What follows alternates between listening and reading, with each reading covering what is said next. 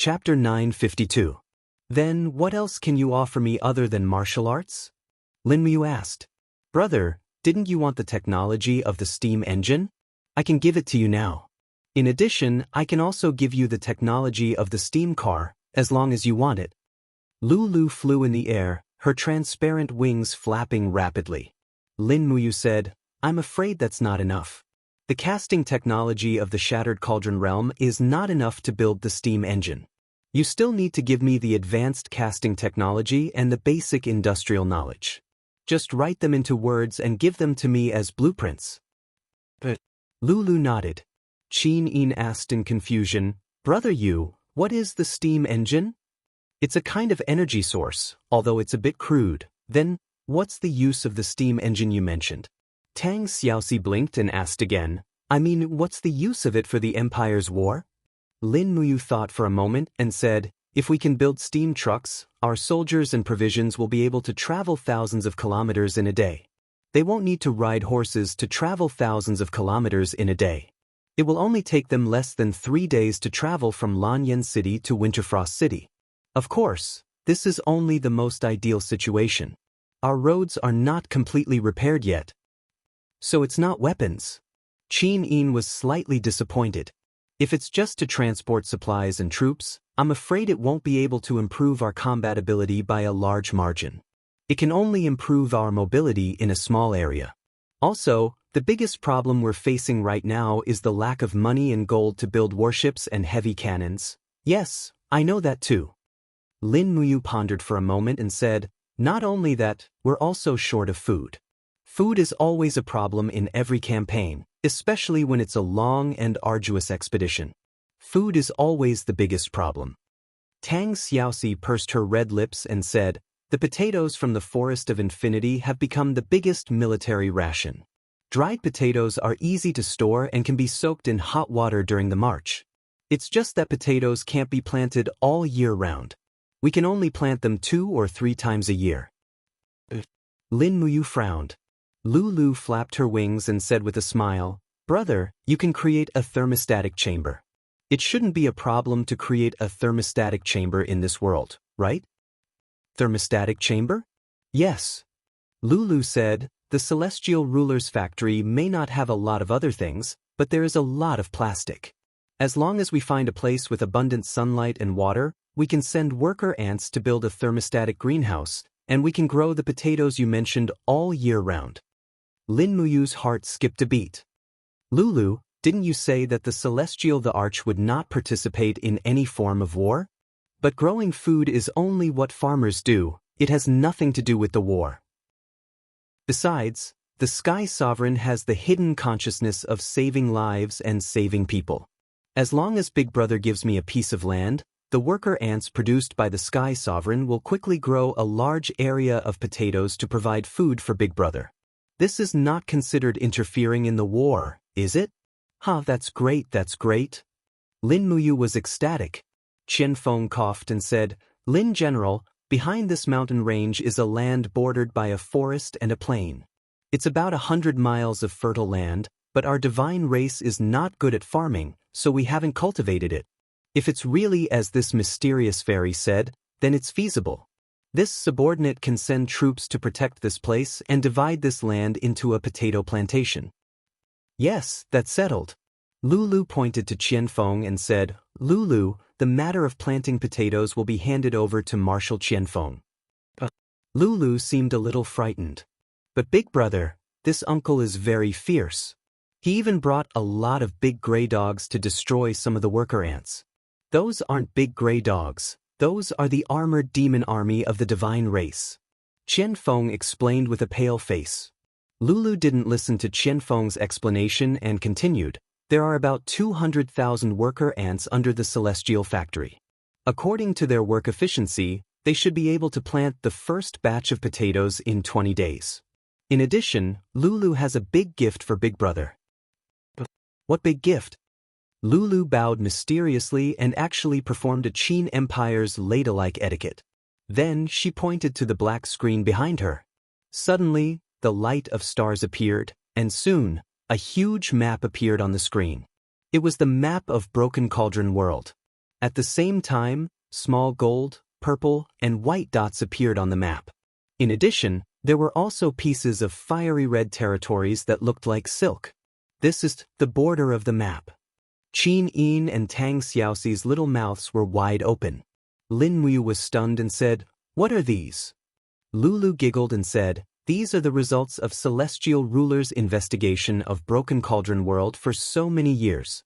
Big brother, look, the gold icon represents a huge underground gold mine, the purple icon represents a purple crystal mine, and the silver icon represents a white diamond mine. As for the red icon, that is what Big Brother wants the most. Magic crystal mine." It can't be true. Qin Yin couldn't help but open her flaming eyes. A pair of goddess-like beautiful eyes were filled with joy and hope. If these were all true, then it was simply an unimaginable wealth. Lulu smiled and said, "Sister Qin Yin, these are naturally true. You are Big Brother's girlfriend, why would I lie to you?" Qin Yin's face turned red and said, "How do you even know this?" Lulu puffed up her small chest and said proudly, "Since Big Brother's S-rank identity allows me to integrate with Celestial Ruler's functions, then I can be said to know everything about this land." Lin Muyu was so excited that she was about to suffocate. She said, "Lulu, print this map according to the division of the province and give it to me. It must be specific and detailed, understand?" "Yes, Big Brother." Very soon, the map was printed out, and Lin Muyu stored it away like a precious treasure. Lulu smiled and asked, "Big Brother, I also have the distribution of underground oil and rare metal mines. Do you need them?" "I don't need them for the time being. Rare metals are temporarily useless." "Yes, that's true. Most of those rare metals are used for aerospace. With Broken Cauldron World's technology, they probably won't be used for another 100 years. Lulu, you are now the spokesperson of Celestial Ruler. Who do you think is stronger, Broken Cauldron World or Earth?" "In terms of technology, Earth is naturally stronger, but in terms of strength, I'm afraid Broken Cauldron World is stronger. After all, spiritual energy is scarce on Earth, and there are very few cultivators. While focusing on developing technology, people have forgotten to train and explore their bodies and potential. Once they break through to the divine realm, all technology is equivalent to nothingness." "Yes, that's right." Lin Muyu smiled and said, "The hard fist is the hard truth." "In that case, Big Brother, can Lulu send the worker ants to open up the wasteland and prepare to plant potatoes? By the way, Lulu only collected a small number of potatoes, and I need more germs. I need Big Brother to provide them to me." "No problem."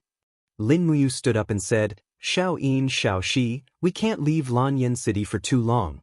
Since the matter here has been solved for the time being, let's return to Lanyan City immediately and start rebuilding the sacred martial palace and sending back the potato germs. The sooner, the better. No one knows when the next war will come. In addition, I have put away the distribution maps of the gold, white diamond, purple crystal, and magic crystal mines. Later, I will separately order Su Jiantao, Tang Zhen, Qin Xiaoli, Qin Yong, Zhen Yifan, and other garrison generals to dig. We must firmly grasp these mineral veins in our hands. We can't let the Congress have a share of this, or else we will be even more passive in the future." "Yes, let's go." Qin Yin nodded and then turned to Qian Feng and said, "Qian Feng, listen to the announcement." Qian Feng immediately knelt on one knee and said, "Your subject is here. I officially confer you the highest governor of Bahuang Province, with the rank of General of the Qin Empire.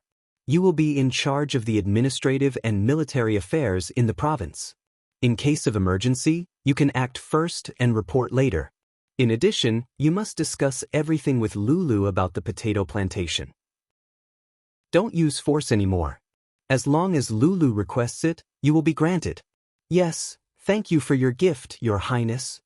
Qian Feng tried hard to hide his excitement. After all, the era of the three kings had passed, and now it was the era of the female empress. The old officials conferred by the three kings were no longer effective, and Qin Yin's words were a new edict, which was equivalent to a reinvention. Lin Muyu patted Qian Feng's shoulder and smiled knowingly. There was no need to talk too much between heroes. With Qian Feng in the eastern region of the empire, Lin Muyu could rest assured. With Lin Muyu in the capital, Qian Feng could also rest assured that the status of the demon race in the empire would not be trampled. The next afternoon, the three of them arrived at Lanyan City. The first thing was to collect potatoes. They used a total of 27 space bags and filled them to the brim. Tang Xiaoxi brought Terralin, Lake, and the other God State experts to Tongtian Gorge.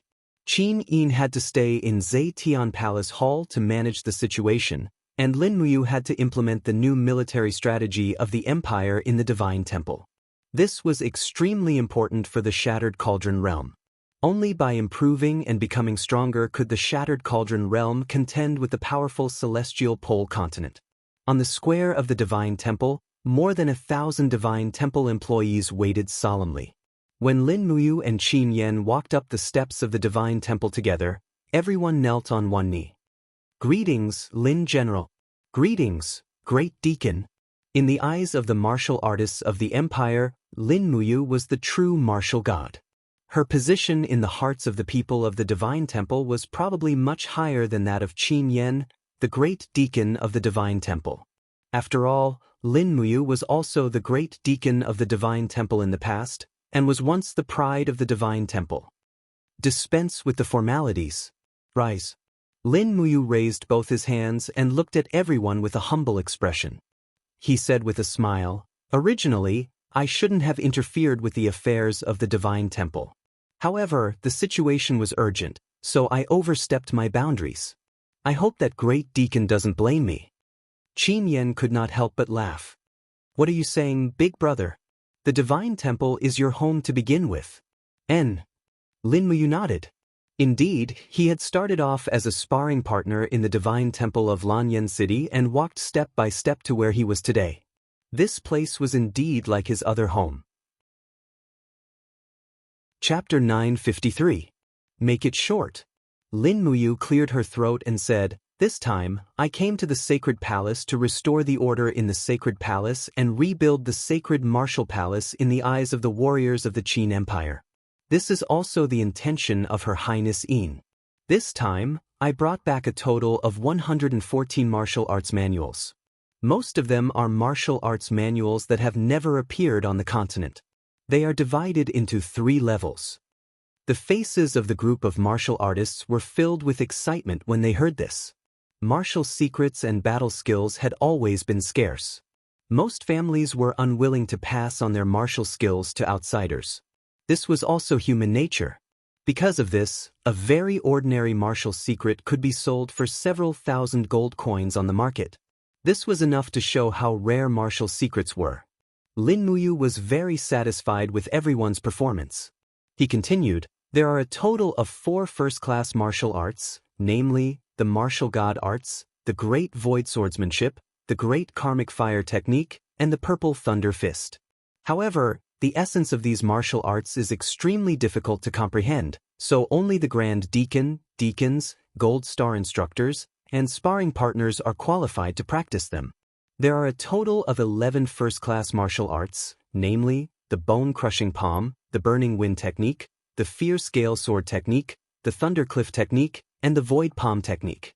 Only Silver Star instructors and sparring partners are qualified to practice them. There are a total of 99 first-class martial arts, namely, the Heart-Piercing Finger, the Thunderblade Technique, and the Hurricane Spear Technique. Anyone in the sanctum can practice these third-class martial arts." Everyone's emotions surged, and they all knelt down one after another, shouting, "Long live Lin General! Long live the Empress!" Lin Muyu smiled faintly and handed the 4 first-tier martial arts manuals to Qin Yan. "Yen, don't copy these 4 manuals. Keep them in the secret room of the Sacred Hall. Send more experts to protect them. Don't let these martial arts spread to the Celestial Pole continent." "Yes, big brother, please rest assured." Qin Yan smiled cheerfully. Lin Muyu nodded. "Then I'll leave the matter of rebuilding the Sacred Martial Palace to you. I still have something to discuss with Brother Feng. Take care, big brother." At night, in the Imperial Army camp. When Lin Muyu led Wei Chou, Sidu Sen, and the others into the camp, Feng Jixing had already come out to greet them. With a red face, he said, There must be something good this time. I heard that you went to the Tongtian Gorge and saw something strange. You must have gained something, right? Yes, let's talk about it after we enter the tent. All right. Entering the tent, under the light of an oil lamp, Lin Muyu spread out a map on the table. It was a map of Lingbei province, and there were many small marks on it. This is... Feng Jixing was stunned. Lin Muyu said, the gold ones are gold ores, they can help us smelt and forge more Jinxing coins. The purple ones are amethyst ores, the silver ones are white diamond ores, and the red ones are magic crystal ores. Really? Yes. How did you get these positions? Feng Jixing practically threw himself into the map, his face full of happiness. I'm rich. Lin Muyu was speechless. It's a long story, I won't go into it. Anyway, it's absolutely accurate. Big Brother Feng, I'm here to tell you that our Longdan army camp and the Imperial army can mine these ores separately.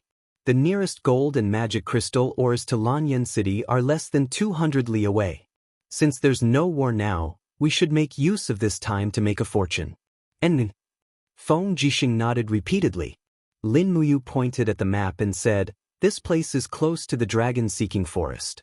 The gold ores here are very rich, enough to forge 1 billion Jinxing coins. With this 1 billion Jinxing coins, we can build an imperial navy. The remaining money can also be used to forge magic crystal cannons and god-slaying cannons. Okay. Feng Jixing nodded repeatedly. But the imperial treasury is empty. Even if we have Jinxing coins, we have nowhere to spend them.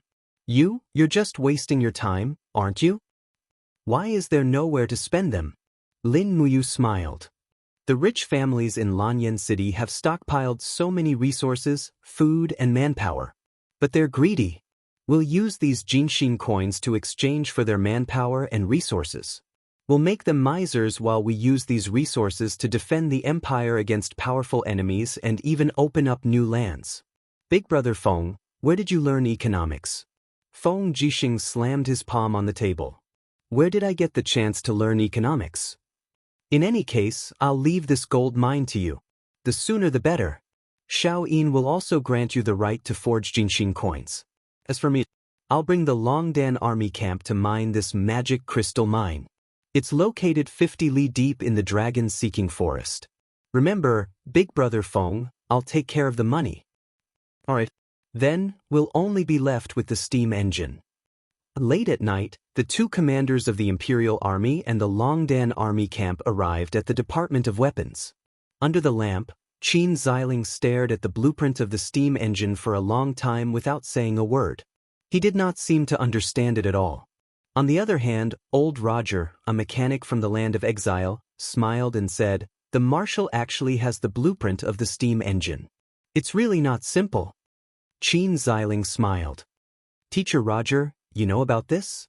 It's a compulsory course for mechanics. Old Roger shook his head. But I've studied it. The Shattered Cauldron realm doesn't have the technology to refine oil. So, if we're going to forge the steam engine, we can only use coal. There are coal mines. All the major chambers of commerce in Lanyan City sell coal, Feng Jixing said. That's easy. Old Roger said confidently. Since the Marshal and His Highness think highly of this old bag of bones, then I'll help Lord Qin Xiling complete the steam engine. However, I don't know if the Marshal wants to build a steam car or a steam train. Building a car in 3 months and building a railway in a year? Is that possible?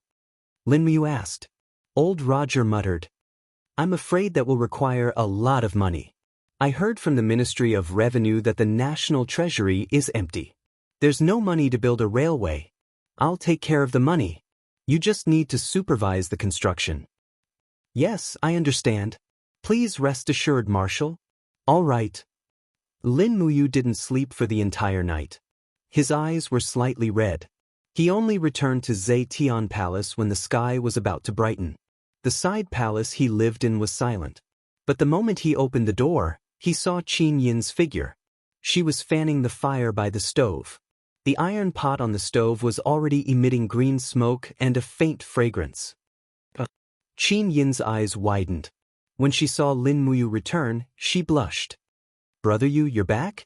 Her face was covered in dust, and there were some black streaks on her beautiful face. The Empress, who had been pampered since she was young, had never cooked anything. It was really hard on her. "Xiao Yin, you didn't sleep?" Lin Muyu was stunned. Qin Yin smiled. "I slept, but I woke up early. When I saw that you weren't around, I knew that you must have been busy all night. So, I cooked some flour soup. It's good for people who stay up late. You can drink it in a while. If I remember correctly, there's a court meeting today." "Well, I'll go over after you finish the soup." "Ah." Lin Muyu couldn't help but laugh. "What are you laughing at?"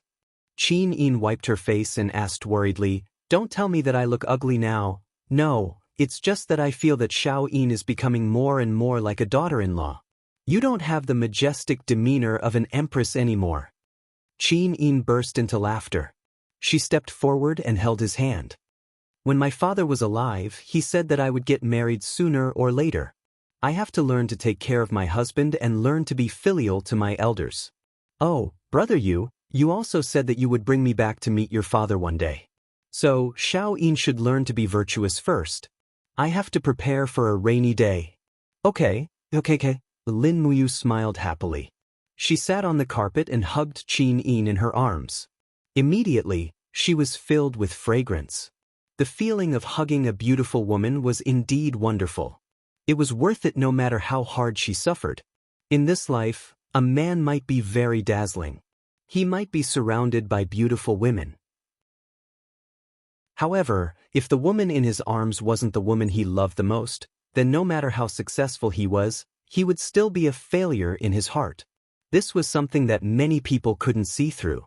At this moment, a beeping sound suddenly came from the Qiankuan bag. Lin Muyu hurriedly took out a disc-shaped instrument from the Qiankuan bag and placed it on the ground. She said, "Lulu, come out." Buzz. Three-dimensional projection technology. Lulu's image appeared in front of Lin Muyu. She smiled and said, "Brother, I'm here to report the results. I've already cultivated nearly 50 square kilometers of fertile farmland. Here, I'll show you." The image changed. It was already the grid-shaped farmland in the Tongtian Gorge. The farmland was covered with plastic greenhouses. It was a magnificent sight. Lin Muyu was stunned. "So fast?" "Of course. You definitely haven't seen the speed at which the worker ants dig the ground. It's like lightning." "Is Xiaoxi here yet?" "Yes, we've just arrived, so we'll start planting potatoes soon. Marshal Qianfeng said that the water source will be diverted to the fields within 3 days, across 100 miles. "That's great." Lin Muyu clapped her hands. "Thank you for your hard work, Lulu. It's not hard on me. It's you, brother, who looks terrible." Lulu had a worried look on her face. She looked at Qin Yin, who was beside Lin Muyu, and said, "Big brother, you have to control yourself. Although your body is the body of a god, if you use too much energy, you will still waste your essence. Lulu doesn't want to see Big Brother as thin as a stick." "Ahem, what are you talking about?" Lin Muyu was so embarrassed that she wanted to die. Qin Yin also understood. Her little face turned red, but she didn't know how to explain. She couldn't just tell Lulu that they hadn't started, could she? "The soup is ready. I'll go get it." She hurriedly looked for an opportunity to escape. Lin Muyu was also speechless. "Then that's it. Contact me if there's anything, Lul." "Goodbye, brother." The light disappeared in a flash. This communication device was quite useful. Lin Muyu could even use Lulu's Celestial the Arch system to directly contact Qianfeng, Qin Yong, and the others who were thousands of miles away. In a sense, she already had a huge advantage. Chapter 954. On the 7th of November, heavy snowflakes fluttered in the air above the forest of no return. The ground seemed to be covered with a layer of silver robe, and it was so cold that it made people shiver. However, from the snowy land west of the forest of no return, the sound of horns, war drums, and the sound of horse hooves could be heard. The two armies had officially begun their decisive battle here. The Celestial Empire had endured for nearly half a year, and now, they had finally made their move against their strongest opponent. The armies collided with each other wave after wave. The roars of the dragons and the impact energy unleashed by the gods constantly swept up the snow on the ground. Balls of raging flames fell from the sky, and it was so hard to distinguish them from each other. The war had entered a white-hot stage as soon as it broke out. Qin had sent out the strongest army of the Celestial Empire, which was also the strongest army of the Tianji Empire, the Yanji Army, which was personally commanded by the saint martial god, Zhang Cheng. Amidst the heavy snowfall, an old man carrying a long blade stood in midair with his long beard swaying slightly. The raging flames were spinning rapidly under his feet, and he was constantly waving his long blade, releasing several hundreds of meters of cold blade energy into the crowd. This man was none other than the commander-in-chief of the Tianji Empire, Shang Qian's maternal grandfather, Zhang Cheng. Although Zhang Cheng was old, he was incomparably brave and fierce. He sat proudly in the middle of the army, causing the cavalry of the Celestial Empire to attack more than 10 times in a row, but they did not achieve much. Instead, they had suffered heavy losses. 3 armies, listen to my command, hold your positions. You are the most elite soldiers of the Tianji Empire, and guarding the country is our natural mission. Killing the enemy while bathed in blood is our supreme glory. If you don't move, you will live, and if you waver, you will die. Kill them all. Zhang Cheng's voice reverberated in the air like a huge bell, and although the soldiers of the Flame Ji army had only heard Zhang Cheng's voice, but they were greatly encouraged, each and every one of their eyes were blood red, and they brandished their weapons and fought with their opponents. Cavalry battalion, spear battalion, infantry shield battalion, archer battalion, all the battalions moved forward, but they were all crushed by the wheels of war, disappearing one by one. War was like this, killing was the price, and victory was the ultimate goal. They fought from dawn to noon, but the snow was getting heavier and heavier. Both sides were exhausted, but the Heavenly Jew Empire, with the participation of nearly 300 Dragon Knights, still had a slight advantage, while the Yanji Corps, on the other hand, was showing signs of fatigue. The catapults, the dragon-hunting crossbows, and the torch stones were almost used up. The positional battle was decided by the formation and combat power. It was clear that the Yanji Corps' 250,000 soldiers were gradually becoming isolated under the encirclement of the enemy's 500,000 soldiers. On the snowy ground, a blood-soaked warhorse galloped over. The general on the horse had one of his arms chopped off and his face was covered in blood. With his other hand holding onto the reins, he shouted to the sky, "Great General, something bad has happened." "What's wrong?" Zhang Cheng asked coldly. "Demon spirits. The demon spirit clan has appeared. They are attacking the left army from the west side of the Forest of No Return. There are tens of thousands of demon spirits, including demon kings and demon venerables. It is said that even the demon emperor Nuslik has come. Our brothers are almost unable to hold on any longer. Everyone is exhausted. If the battle continues, it will get out of hand." Zhang Cheng frowned. "The Lanji army is currently on the way to reinforce us. Once we give up the position here, it would be equivalent to handing over the eastern door of the Tianji Empire to the enemy.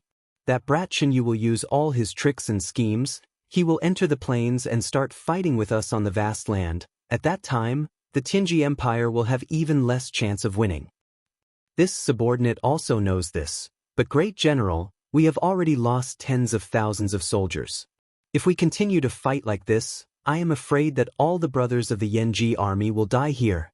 Why would the demon emperor Nuslik collude with the dogs of the Celestial Empire?" Zhang Cheng was full of annoyance and asked, "General Liu, isn't Lord Zai leading the Battle Angel army and the reinforcements here? When will they arrive?" "Lord Zai's army is resting in Lingyuan County the day before yesterday. Lingyuan County is 300 miles away from here. Even with the cavalry, it will take 3 days. It seems that the Celestial Empire wants to take down our position in one go. We can't wait for that time." Zhang Cheng sighed. "Forget it. To think that the Yanji army would have such a day. To think that I, Zhang Cheng, was praised as an invincible general by the people of the Celestial Empire. Today, I have fallen into such a situation. I have let down the Celestial Empire. I have let down the Saint Emperor. General Lu, give the order to retreat. Order the rear army, left army and right army to retreat slowly. I will lead the middle army to bring up the rear. The general surnamed Lu hesitated for a moment, then cupped his hands and said, Yes, this subordinate obeys. The drums of retreat sounded hurriedly. Under the curtain of snow, the soldiers of the Yanji army revealed a smile as if they had been pardoned. The army retreated one after another, leaving behind nearly 60,000 middle army to resist the army of the Celestial Empire. But Jianghu obviously did not want to give the opponent any chance to breathe. The dragon riders in the sky danced wildly, the cavalry on the ground madly rushed forward. In addition to the demon spirit army on the other side, the middle army of the Yanji army was surrounded in the blink of an eye. This battle lasted for 1 day and 1 night. In the early morning of the next day, the snow was still falling. The entire snowfield had been dyed red, but the red snow was quickly covered by new snow. The position of the middle army of the Yanji army was getting smaller and smaller. From the initial few miles, it became 1 mile, and then it became a few hundred meters, until there were less than 10,000 people surrounded by the enemy. Boom! Raging flames soared into the sky. It was Zhang Cheng who had raised his long blade and swept it horizontally. The hundreds of meters long raging flame blade Qi instantly turned a group of the cavalry of the Celestial Empire into ashes. The power of a god emperor should not be underestimated, let alone Zhang Cheng, who was a level 84 paradise god emperor. But after a day of fierce battle, Zhang Cheng's power was not as good as before. His face was rather pale, and the hand that was holding the long blade was trembling slightly. He was left with less than 30% of his divine power. If not for the protection of the divine wall, he would have been killed by the demon heart arrows used by the opponent's dragon riders. Protect the general. The remaining power of the defeated army was not enough. But very soon, there were only a few thousand of them left. They were facing hundreds of thousands of soldiers of the Celestial Empire. Under the great disparity in strength, it seemed that the Yanji army did not stand a chance. The crowd of cavalry slowly separated, and a man came out on a horse. He was dressed in a pure white robe that was whiter than snow. He looked rather handsome. He was the emperor of the Celestial Empire, Jianghu. Beside him were Han Yuan and Liao Yang, who were in charge of protecting him. Old General Zhang Cheng. Jianghu raised his head and looked at Zhang Cheng, who was standing proudly in the sky. He said, You are a senior, and also an elder of the Celestial Pole continent.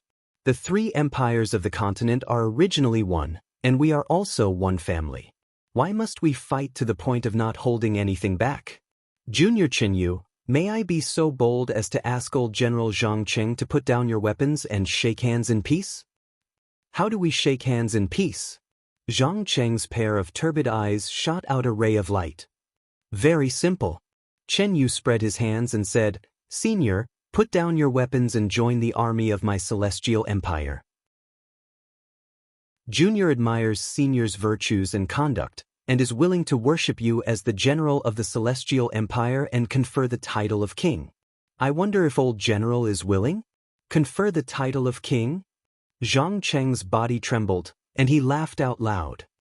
Jianghu is indeed Jianghu. You have such courage at such a young age. I have made countless contributions to the Tianji Empire, but I am only conferred the title of Marquis. In my Tianji Empire, only the descendants of the Northern Dark Royal family can be conferred the title of king. I didn't expect His Majesty Jianghu to confer the title of king on me. This is really surprising. So, old General agrees? Jianghu smiled in surprise. However, Zhang Cheng frowned and said coldly, No, I refuse. Even if I have to fight to the last man, Zhang Cheng will never surrender. Besides, my Zhang clan, the Shang clan, and even the people of Tianji City all praise me for being loyal and courageous. If I surrender, how am I going to face my fellow countrymen and my family with my old face? As he spoke, the long saber in Zhang Cheng's hand was instantly burned red by the divine power. He laughed out loud and said, Let's fight. Even if I die, I won't kneel to you bastards. You're simply too stubborn. Jianghu frowned and said, Continue to kill, leave no one alive. Han Yuan said, then what about Zhang Cheng? He is Tianji Empire's Mount Tai and Big Dipper. If we kill Zhang Cheng, I'm afraid that old fellow Sikong Ming won't be able to sit still.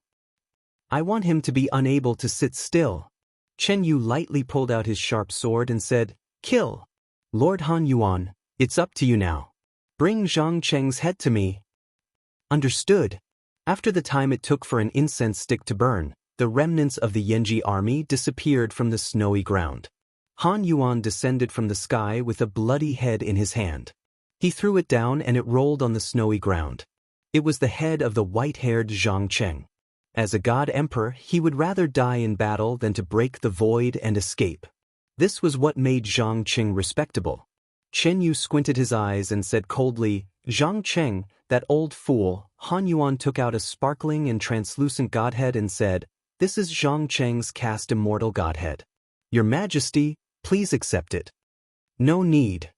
Chen Yu shook his head. Since Lord Han Yuan killed him, you can keep this cast immortal godhead for yourself. But Zhang Cheng's death seems to make your Majesty unhappy? Liao Yang seemed to have noticed something. Chen Yu frowned and said, I just feel that it's a pity. A famous general like Zhang Cheng shouldn't have died in battle like this. Unfortunately, Tianji Empire doesn't have anyone capable. If there were a few more people like Zhang Cheng, I'm afraid we wouldn't be able to step into Tianji Empire's territory no matter how many troops we have. Someone, bury Zhang Cheng here and build a martyr's mausoleum. Attack the county city in front of us and make it our resting place. Yes, Your Majesty.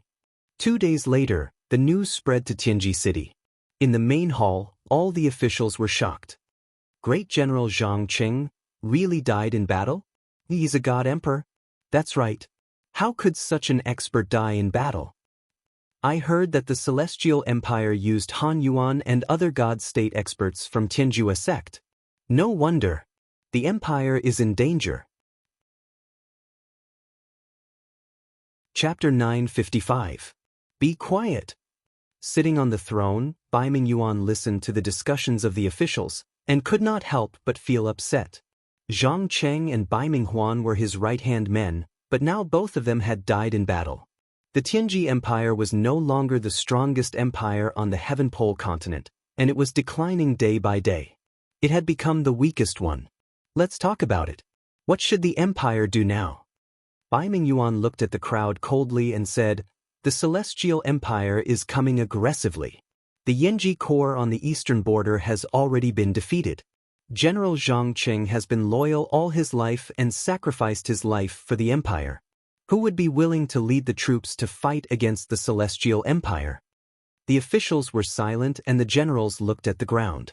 Who would dare to fight against the Celestial Empire now? The Celestial Empire was said to have 5 million soldiers. Plus, they had 400 dragon knights. Who would be able to fight against them? Most importantly, the Tianji Empire's expedition to the Shattered Cauldron world had consumed a lot of national power. Not to mention the 400,000 soldiers that died in battle, most of the money and food in the national treasury had been used up. Adding the defeat of the Yanji Corps, the Tianji Empire didn't even have 400,000 soldiers now. How could they fight against the 5 million Celestial Empire? After a while, an old general cupped his hands and said, Your Majesty, Lord Zai has led nearly 50,000 soldiers to Lingyuan County City. He should be fighting against the Celestial Empire now. With the ability of Lord Zai's Radiant Angel, I'm afraid it won't be easy for the Celestial Empire to take Lingyuan County City. Besides, Chen Yu must be afraid of the Radiant Angel's identity. After all, it's not easy to fight against the Heaven Realm. Zai, Baiming Yuan sneered. King Lanji, don't forget that Zai is the Radiant Angel, the god of the Western Heaven Realm. The whole Celestial Pole continent is in the Western Heaven Realm's pocket. Do you think Lord Zai will fight against the stronger Celestial Empire to help us? King Lanji was stunned. Your Majesty, you mean? Lord Zai will help no one? That's right. Lord Zai's mission in the mortal realm is to help the Celestial Pole continent destroy the Shattered Cauldron realm. Do you think he will participate in the internal war of the Celestial Pole continent? Lord Zai's position is definitely for us to make peace and attack the Shattered Cauldron realm together. However, this is absolutely impossible.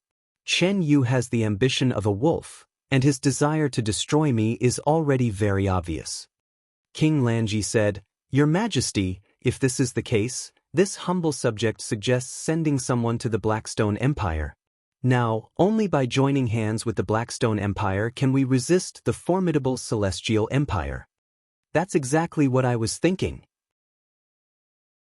Bai Mingyuan placed his hand on the hilt of his sword and said, It's just that. We don't know who should we send to the Blackstone Empire?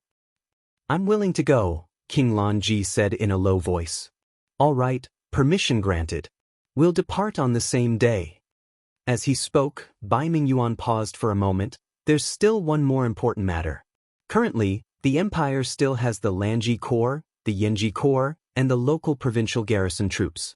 In total, there are close to 700,000 troops. Who will lead them? If we don't resist, I'm afraid that Qin Yu will be able to sweep through the entire territory of our empire within a month. King Lanji cupped his fists and said, This humble subject recommends a person who will definitely be able to take on this great responsibility. Speak. Gong Shangming. Gong Shangming?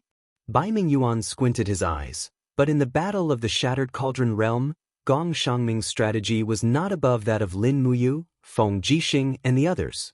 It was his improper command that led to the defeat of the army. In the end, all our efforts were in vain. Do you still want us to continue to put this person in an important position? King Lanji smiled faintly, Your Majesty, although Gong Shangming is good at strategy, he was restrained by Zai, Marshal Bai Minghuan, and the others in the battle of the Shattered Cauldron realm. He didn't have complete decision-making power, so he was defeated. Moreover, the Shattered Cauldron realm has been at war for many years. Lin Muyu, Feng Jixing, Su Jiantao, and the others are all famous generals. Each of them is smart and cunning. Gong Shangming might not be able to defeat these people, but he might not necessarily be able to defeat those generals of the Celestial Empire. Your Majesty, don't forget that the Celestial Empire is the same as us. They haven't had any wars for many years, so they are impatient. Gong Shangming's defeat in the Shattered Cauldron realm is his capital.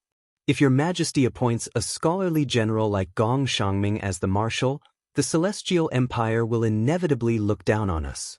If Your Majesty appoints a scholarly general like Gong Shangming as the marshal, the Celestial Empire will inevitably look down on us. In this way, the Tianji Empire will naturally have a chance to win. On the 10th of November, it was snowing heavily. Gong Shangming formally became the new marshal of the Tianji Empire in Tianji City. On the 11th of November, the army of the Celestial Empire encountered Zai's troops in the Lingyuan County. Just as Bai Minghuan had expected, Zai remained neutral and didn't make an enemy of any side. Instead, he advised Qin Yu to stop the war and make peace, but Qin Yu refused.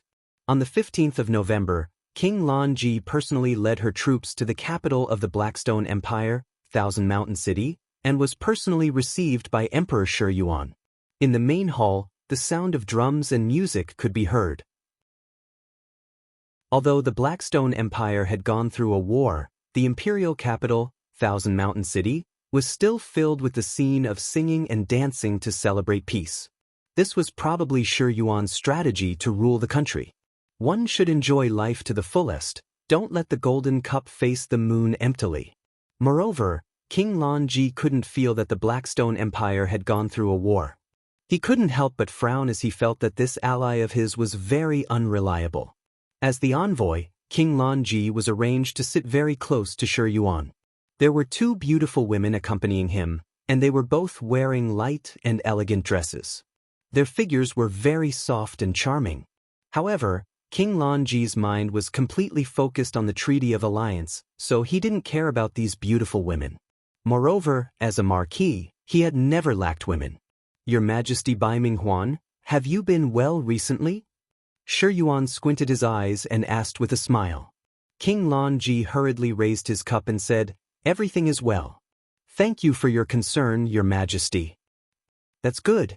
Shi Yuan drained his cup in one gulp and said, The Celestial Empire is coming aggressively. I have already heard the grievous news of great General Zhang Cheng's death in battle. He would rather die than surrender. He is truly a famous general. Thank you for your praise, Your Majesty. Shi Yuan continued. Qin Yu has the ambition of a wolf. He divided his troops into two groups. One group attacked the Tianji Empire from the Forest of No Return, with a total of 1 million soldiers. The other group confronted the Blackstone Empire's army at the Jinyun Pass, with a total of 500,000 soldiers. With 500,000 strong enemies outside the pass, how could our Blackstone Empire not defend against them? Therefore, our country's 200,000 Gale Legion and the newly trained 200,000 State Guard Army are almost all stationed at the Jinyun Pass. They simply don't have time to care about the war in the Tianji Empire's territory. King Lanji's brows knit together tightly as he said, Your Majesty, you ought to know as well that once the Tianji Empire is annihilated, the next would surely be the Darkstone Empire. Chen Yu's objective is to unify the entire continent and not just a mere Tianji Empire. I naturally know. Shi Yuan pondered for a while and said, but there are no troops in the country. King Lanji should have seen it on your way here, right? Thousand Mountain City is the capital of the country, but it has less than 10,000 soldiers. At this time, I am more worried that Qin Yu will send a cavalry to the south and directly attack Thousand Mountain City. If that happens, I am afraid that my lair will be in danger. Shi Yuan burst into laughter. King Lanji had the intention to die. He really didn't know if the people of the Darkstone Empire were madmen or if they were daring because of their skills, so he could only laugh dryly and say, Your Majesty is wise and mighty, so you'll surely not be attacked by that kid, Qin Yu, from the south. I'm extremely at ease about this. However, since your esteemed empire has decided to form an alliance with my empire, could it be that you really can't send out a single military force? I really can't. Shi Yuan shook his head. I really have the heart, but I am powerless. However, I do have a way to solve the crisis of the Tianji Empire. Oh? Your Majesty, please tell me directly. Does Your Highness King Lanji know about the Bai Zhe mercenary group? This? I have heard a little about it. In the past 6 months, there have been rumors about the mysterious appearance and disappearance of the Bai Zhe mercenary group. It is said that the leader of this mercenary group is a bastard son called Liu Bai. His cultivation is average, but he has nearly 100,000 mercenaries. Moreover, they are well equipped. They can be compared to any regular army of the empire on the continent. Shi Yuan smiled faintly.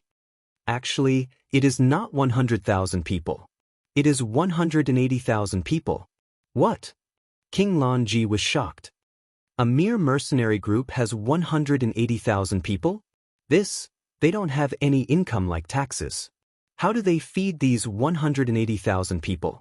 Your Highness, you may not know this, but the Bai Zhe mercenary group has already occupied 7 of my cities. Shi Yuan pounded the table and said, If I am not distracted, I will personally lead the army to destroy them. King Lanji blushed with shame. Your Majesty, why did you mention the Bai Zhe mercenary group to me? Shi Yuan smiled. Your Highness, you may not know this, but the real mastermind behind the Bai Zhe mercenary group is not Liu Bai. Liu Bai's scheming, shrewdness, and strength are far from being able to create such a powerful mercenary group. Then who is it? Si Kongyao. What? King Lanji was so shocked that she sat up straight. How is this possible? Isn't Si Kongyao the granddaughter of Lord Si Kongming? How could she be the real master of the Bai Zhe mercenary group? However, this is the truth. Shi Yuan said, I have already pointed out the path for Your Highness. If Your Highness can invite the Bai Zhe mercenary group to participate in the war, these 180,000 elites can directly go north and attack the enemy together with your country's main force. Even if Qin Yu has millions of troops, he will still fail on the verge of success. Moreover, Si Kongyao is a person of your country. She has a good friend named Shang Qian. This Shang Qian's grandfather is the old General Zhang Cheng who died in the war. If King Lanji sends a letter to invite Miss Shang Qian to the Bai Zhe mercenary group's camp to personally invite Si Kongyao to help in the war, The great event can be expected. King Lanji's thoughts were a bit chaotic. Your Highness, do you still want to wait? Shi Yuan laughed. Come, give King Lanji a pass token so that he can freely come and go in the territory of the Blackstone Empire. King Lanji finally couldn't sit still anymore. She stood up and said, there is no time to lose. Sending reinforcements is like putting out a fire. This humble king will leave first. Thank you for your Majesty's suggestion. We won't send your Highness off. Leave. King Lanji left the banquet table with his attendants. After watching King Lanji leave, an old civil official immediately laughed and said, Your Majesty is wise and powerful. Not only can you send off King Lanji, if he can really invite Si Kongyao, we can also kill 2 birds with 1 stone and drive away the god of plague, by Zhe mercenary group. That would be great. Shi Yuan's mouth raised. We will wait to reap the benefits. Chapter 956. On that day, a letter was sent to the north. It carried the only hope of King Baizhe and the only hope of the Tianji Empire. It seemed to be destined that only by cooperating with the Baizhe mercenary group could they save the Tianji Empire. Fortunately, the real master of the Baizhe mercenary group was Si Kongyao. As a person of the Tianji Empire, she should be able to help. On the 24th of November, the heavy snow blocked the road. However, in the heavy snow, a group of people was still coming. There were about 20 people riding on good horses of the Blackstone Empire. The horseshoes were the standard horseshoes of the Tianji Empire's army. The knight who was walking at the front had a slim figure. Although she was wearing a thick leather robe, it could still be seen that she was a graceful woman. In the heavy snow, several people raised torches on the official road. One of the guards shouted, Are you Miss Shang Qian? It's me. The woman lifted her cloak. Her delicate face was very bright under the light of the torches. However, her eyes were a little red and swollen. It was obvious that she was too sad. After all, her grandfather Zhang Qing was the head of the family. He was the backbone of the whole family. Zhang Qing's death was a huge blow to Shang Qian. It was as if the sky had collapsed. The guard said in a low voice, You finally came. Her Highness King Lanji is waiting for you in the post house. Rest for a night and tomorrow we will leave for the Demon Palm Prefecture. You will be able to see Miss Si Kongyao before dark. Yao, she has been here for half a year? Yes, Miss Shang Qian. Now, please follow me to see Her Highness. Although the post house was still cold, it was much better than the wind and snow. Shang Qian entered the post house with her entourage. She immediately took off her robe that was covered with snow. The attendant in the post house quickly took out a new leather robe and put it on her. Under the escort of the crowd, this miss of the Shang family went straight into the reception hall of the post house. Greetings, Your Highness King Lanji. Shang Qian performed a ladylike salute. King Lanji was sitting by the brazier. She stood up and said with a smile, Miss Shang Qian has worked hard. Come and warm yourself up. The weather is too cold. I have ordered the courier house to prepare food and wine. You will soon be able to eat warm dishes. Thank you, Your Highness. Shang Qian walked forward and sat on the chair opposite to King Lanji. Her eyes were slightly red as she said, Your Highness, did you call me here just to persuade Yao? That's right.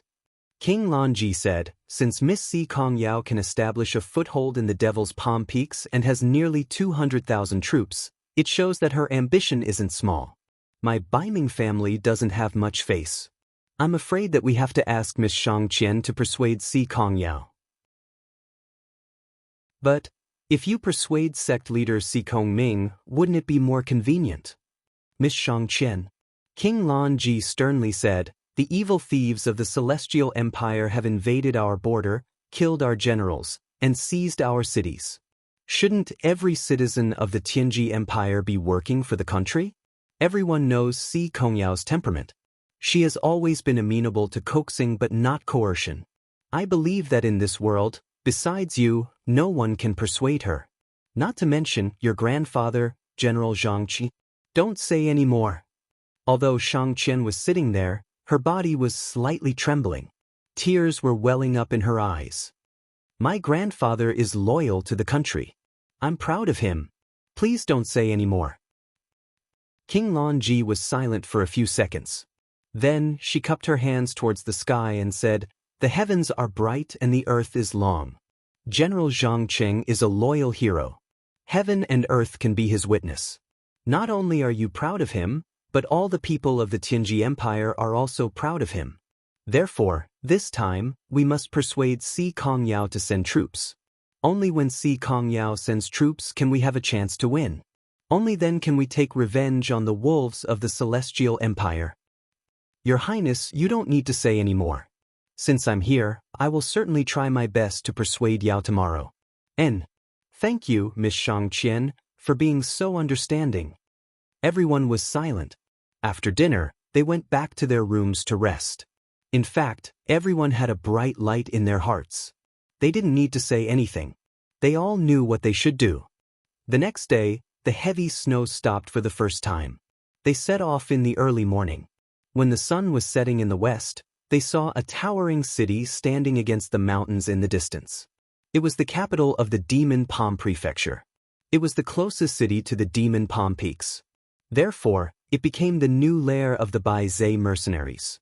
When they were 5 miles away from the city, they were intercepted by a group of cavalrymen dressed in white robes. There were about 100 of them, and every one of them wore a badge embroidered with a white mythological beast on their shoulders. That was the symbol of the Bai's mercenaries. "Who are you? How dare you break into the Bai Zhe mercenary station?" The centurion pulled out his sharp sword. The blade was shining with the golden light of the setting sun. King Lonji frowned. The strength of this centurion had reached the realm of the heaven realm. Moreover, the horses of this group of cavalrymen were steeds with great endurance and leg strength. Each cavalryman was wearing an iron armor that weighed more than 50 kilograms. Even the sides of the horses were covered with armor. There was a heavy round shield hanging on the back of the horses. King Lonji couldn't help but think of a word: heavy cavalry. That's right, these 100 people were all heavy cavalry. King Lonji couldn't help but suck in a breath of cold air. The financial resources of the Bai Zhe mercenaries could be seen from this. There were not many armies in the entire celestial pole continent that could be equipped with such a complete set of heavy cavalry. Even the main forces like the Lanji Corps and the Yanji Corps only had 10 to 20,000 heavy cavalry at most. However, what qualifications did the Bai Zhe mercenaries have to have heavy cavalry? Heavy cavalry, the trump card of the plains. They weren't afraid of arrows and crossbow bolts. It seemed that there was really hope.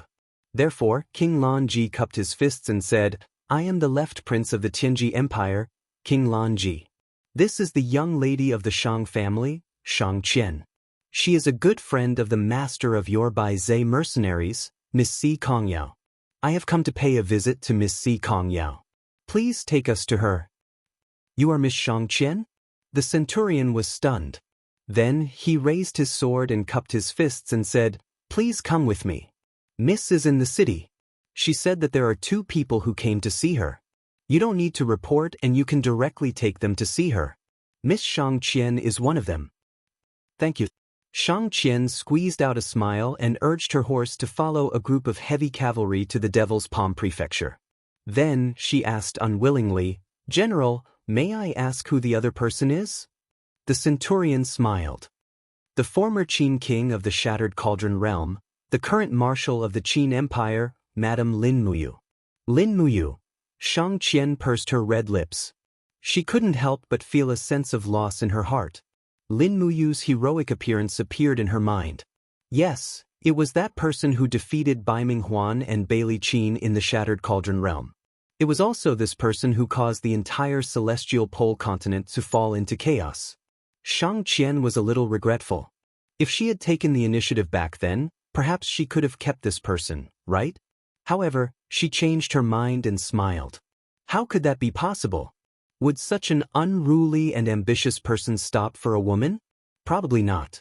After entering the Devil's Palm Prefecture, the Bai Zhe mercenaries could be seen everywhere in this prefecture city. There were heavy cavalry, mounted archers, long spear soldiers, heavy shield soldiers, sword soldiers, and so on. The distinctions were clear, and the formations were strict. How could this be a mercenary group? They were simply much more elite than a regular army. King Lanji looked around while walking, and the more he looked, the colder he felt. A mere mercenary group could have such a fighting strength. It seemed that the era of the Tianji Empire was indeed about to pass. If they didn't seek flexibility, they would eventually be replaced. He clenched his fists, and suddenly a crazy idea came into his mind. Regardless of whether the Bai Zhe mercenaries could send out troops or not, as long as the Celestial Empire was defeated, the Bai Zhe mercenaries absolutely couldn't be left alive.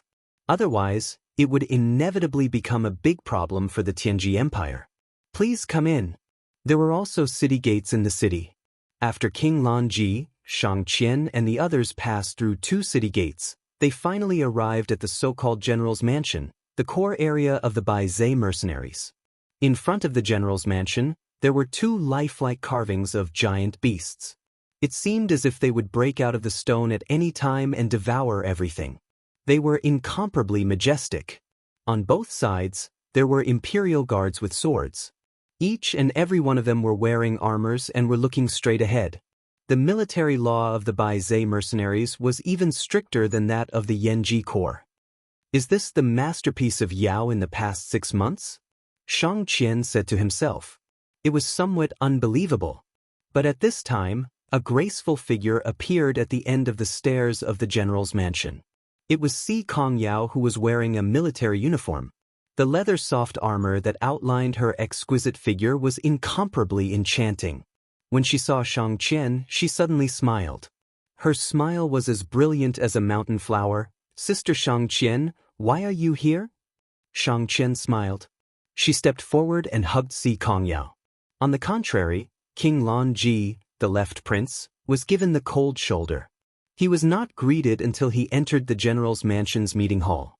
Perhaps it was not a greeting at all, because the seemingly unremarkable Liu Bai did not seem to care about him at all. Cough cough. King Lanji could not help but cough twice. Only then did Shang Qian say, Yao Bai, this is King Lanji, the left prince of the Tianji Empire. This time, he came with me to discuss the covenant with you. Covenant? Si Kongyao's eyes widened. Shang Qian's eyes turned red. The Celestial Empire invaded. Grandfather unfortunately died in battle. He sacrificed his life for the country.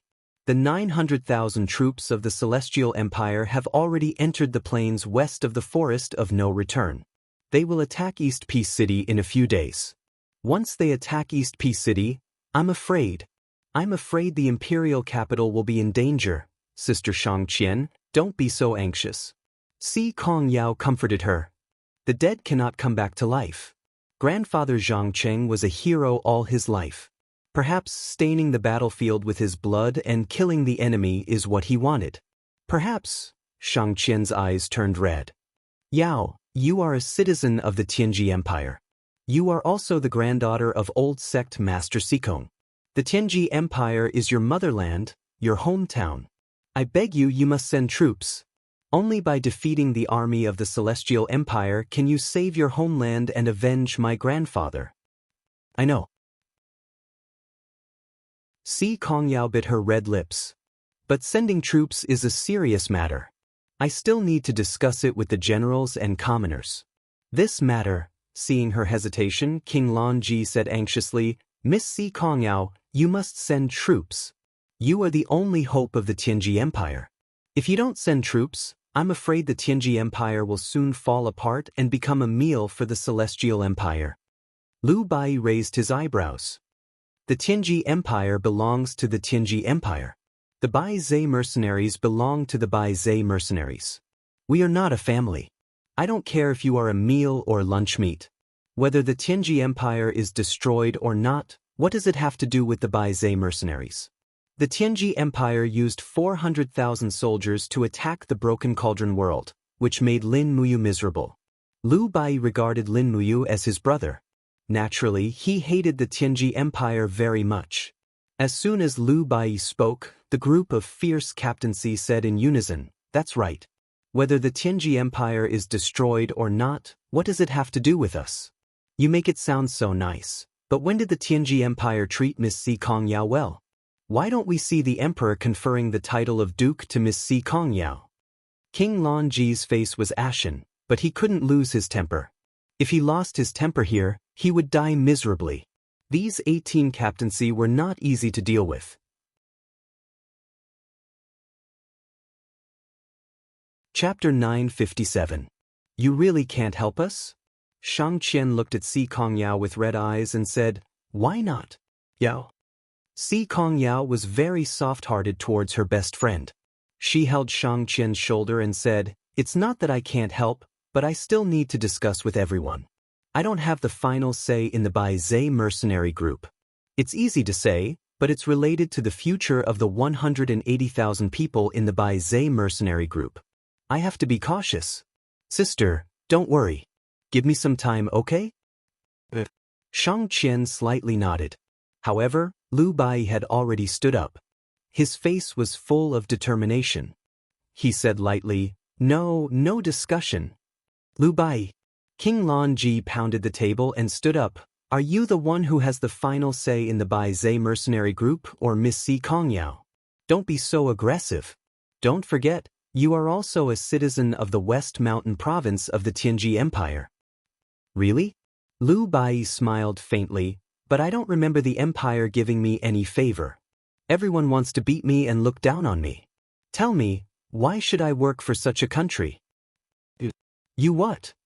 Lu Bai punched the table, making the tea set fly up. He said, In the past 6 months, we have been expanding. We have eliminated and merged more than 90% of the mercenary groups in the Blackstone Empire. We have also trained and eliminated inferior soldiers. What is it for? Is it to work for a noble like you? As he spoke, the veins on Lu Bai's face bulged. He laughed and said, Dream on. I am not your subject, and you are not my master. When my fist is bigger than yours and I have more military power than yours, why would I not become the emperor and kneel to a despicable person like you? King Lanji was so angry that her whole body was trembling, but she couldn't say anything. Si Kongyao said faintly, Lu Bai, speak less.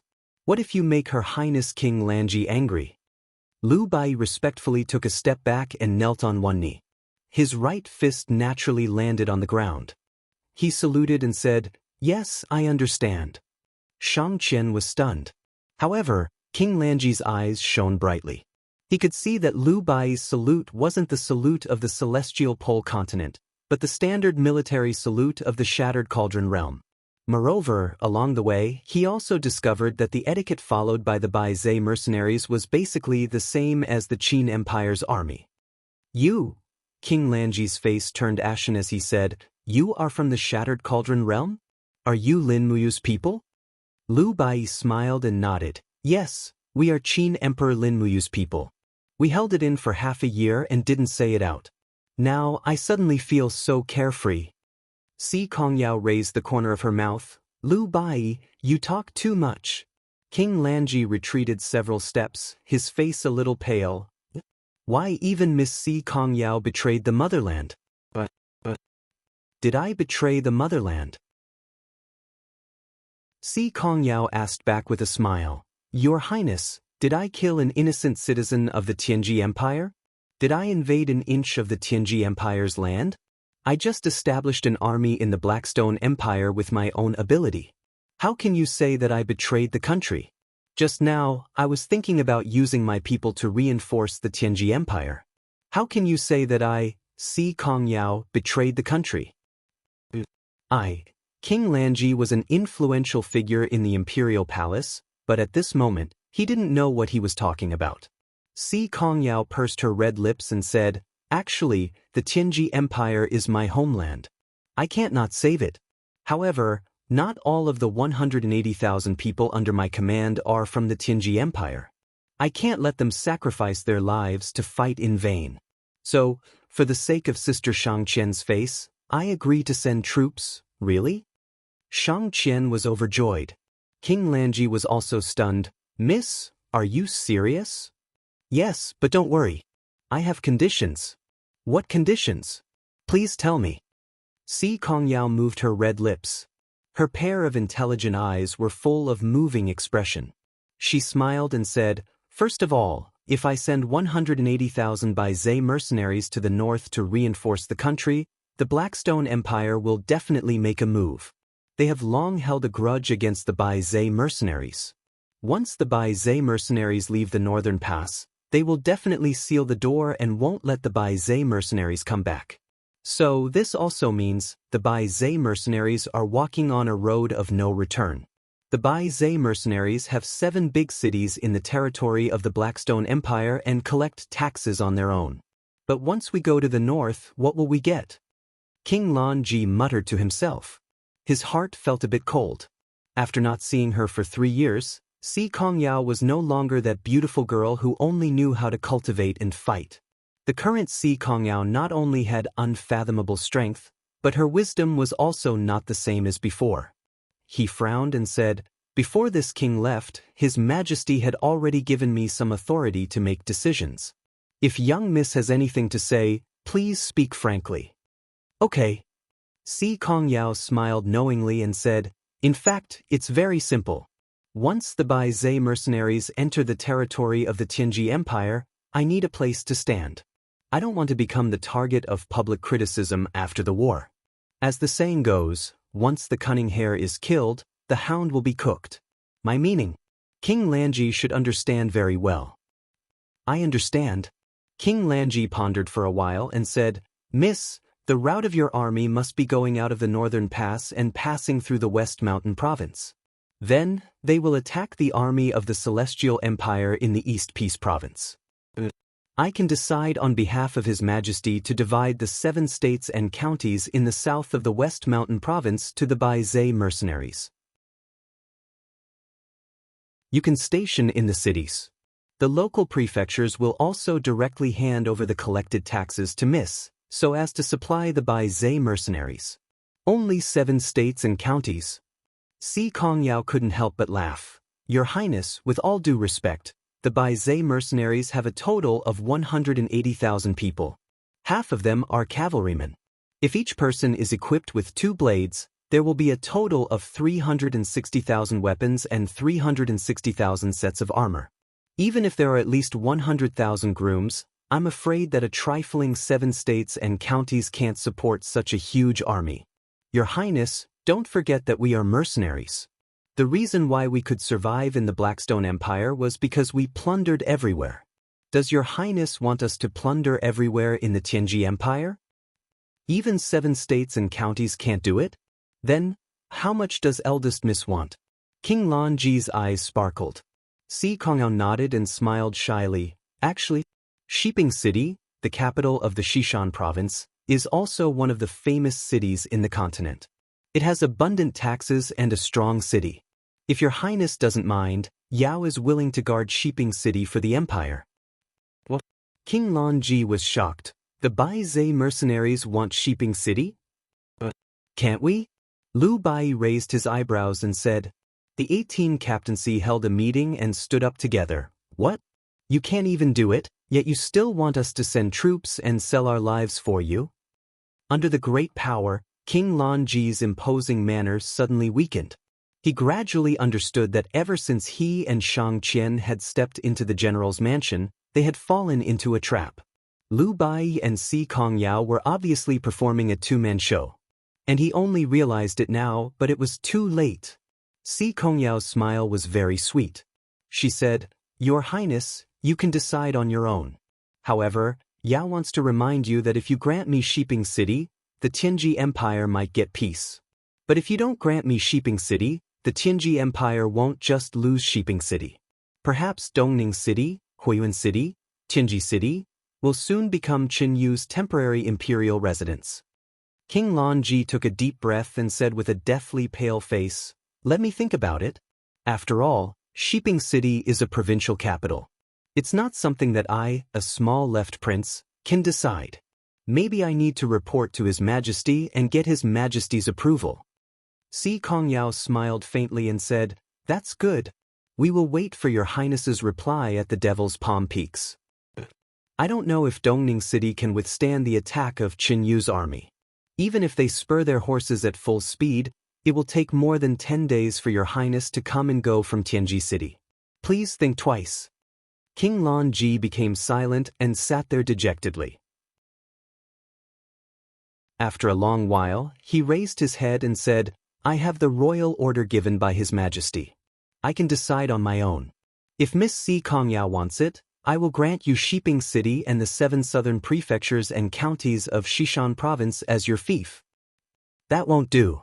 Si Kongyao stretched her arms lazily and said, There are 7 southern prefectures and counties of Shiping City and 7 northern prefectures and counties.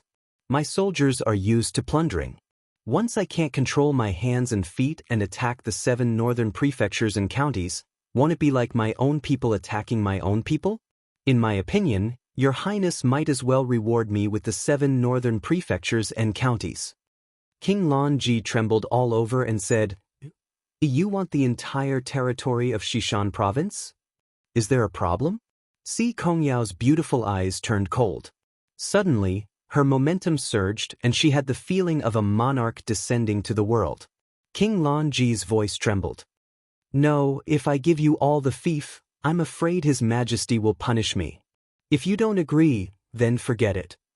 Si Kongyao crossed her arms and put her slender legs on the table. She said, Anyway, it's not bad for a mercenary like Bai Zhe to be a mercenary king here. I can eat and drink well and loot the treasuries of government offices everywhere. Even the dog emperor of the Blackstone Empire won't dare to provoke me. Shang Qian saw that the situation was a little stiff and said, Your Highness, in my opinion, Yao wants Shishan Province as her fief. Then you should reward it to her. At the same time, you can also confer the title of Shishan Princess to Yao. Anyway, Yao is a citizen of the empire. Why can't she rule Shishan Province? In this way, you can also justify yourself in front of His Majesty. King Lanji's heart brightened. He said, That's right. I don't know if Miss Si Kongyao is willing to accept the title of Shishan Princess. I don't care. Si Kongyao smiled lazily and said, But I have a condition. Although Tianji Empire will give me the title of Shishan Princess, I won't serve the emperor. My army will still be controlled by me. In addition, I won't pay money and grain to the imperial capital for my fief. All the officials will be infeft by me. You are... King Lanji felt a chill in the bottom of his heart. Miss Si Kongyao, are you going to divide your territory and confer the title of king? Yes, that's right. Si Kongyao admitted frankly, I just want to have my own territory, and I will no longer obey the rule of any emperor.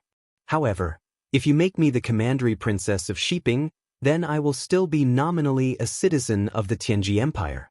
At least King Lanji will be able to convince Bai Mingyuan. Deceiving the superiors and the subordinates is what you people are good at, isn't it? In short, whether you want Shishan Province or the whole Tianji Empire, it's up to you.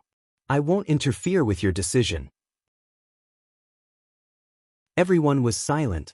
After the time it took for half an incense stick to burn, King Lanji said faintly, I will send a letter back to Tianji City to ask for a decree. The wolf falcon flies fast. It will only take 3 days to go back and forth. Miss Si Kongyao, please wait for the conferment. Si Kongyao was complacent. She smiled knowingly with Lu Bai and others.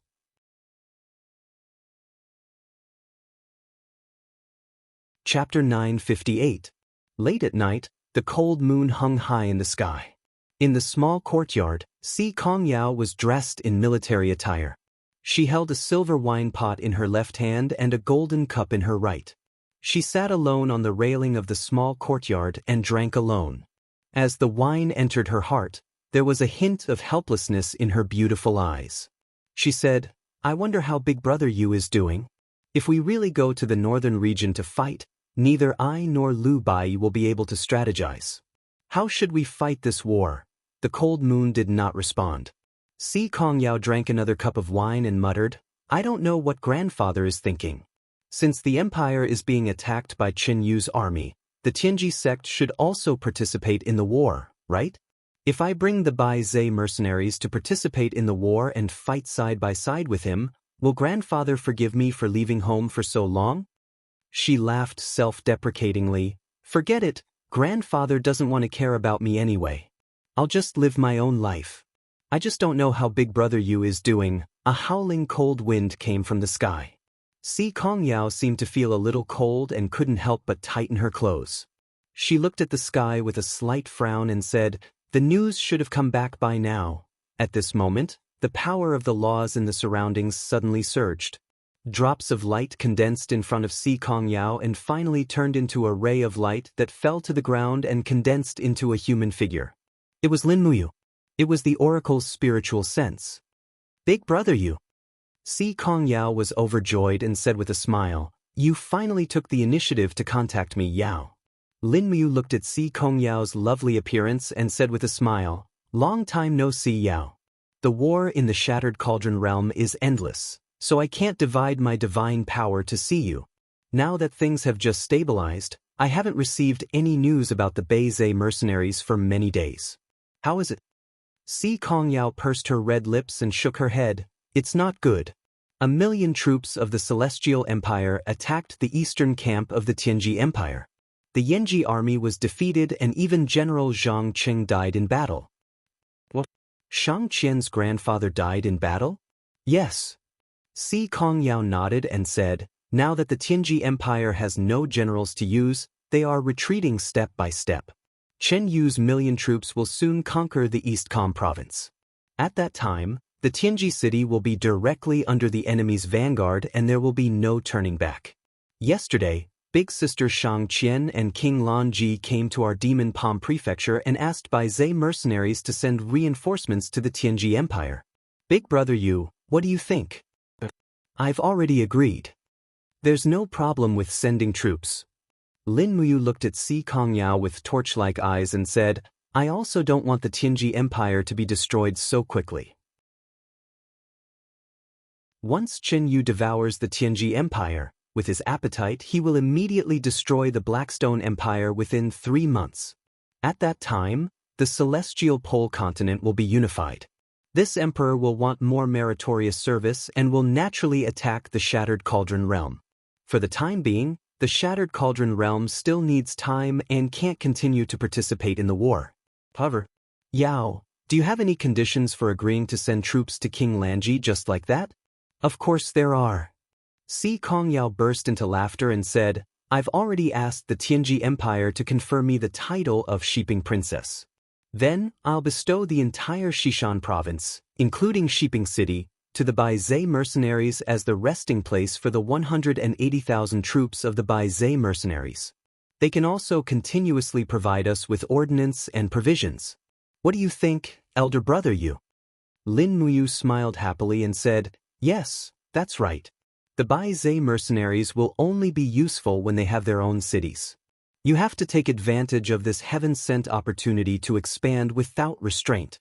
What we want is not just the Xishan province.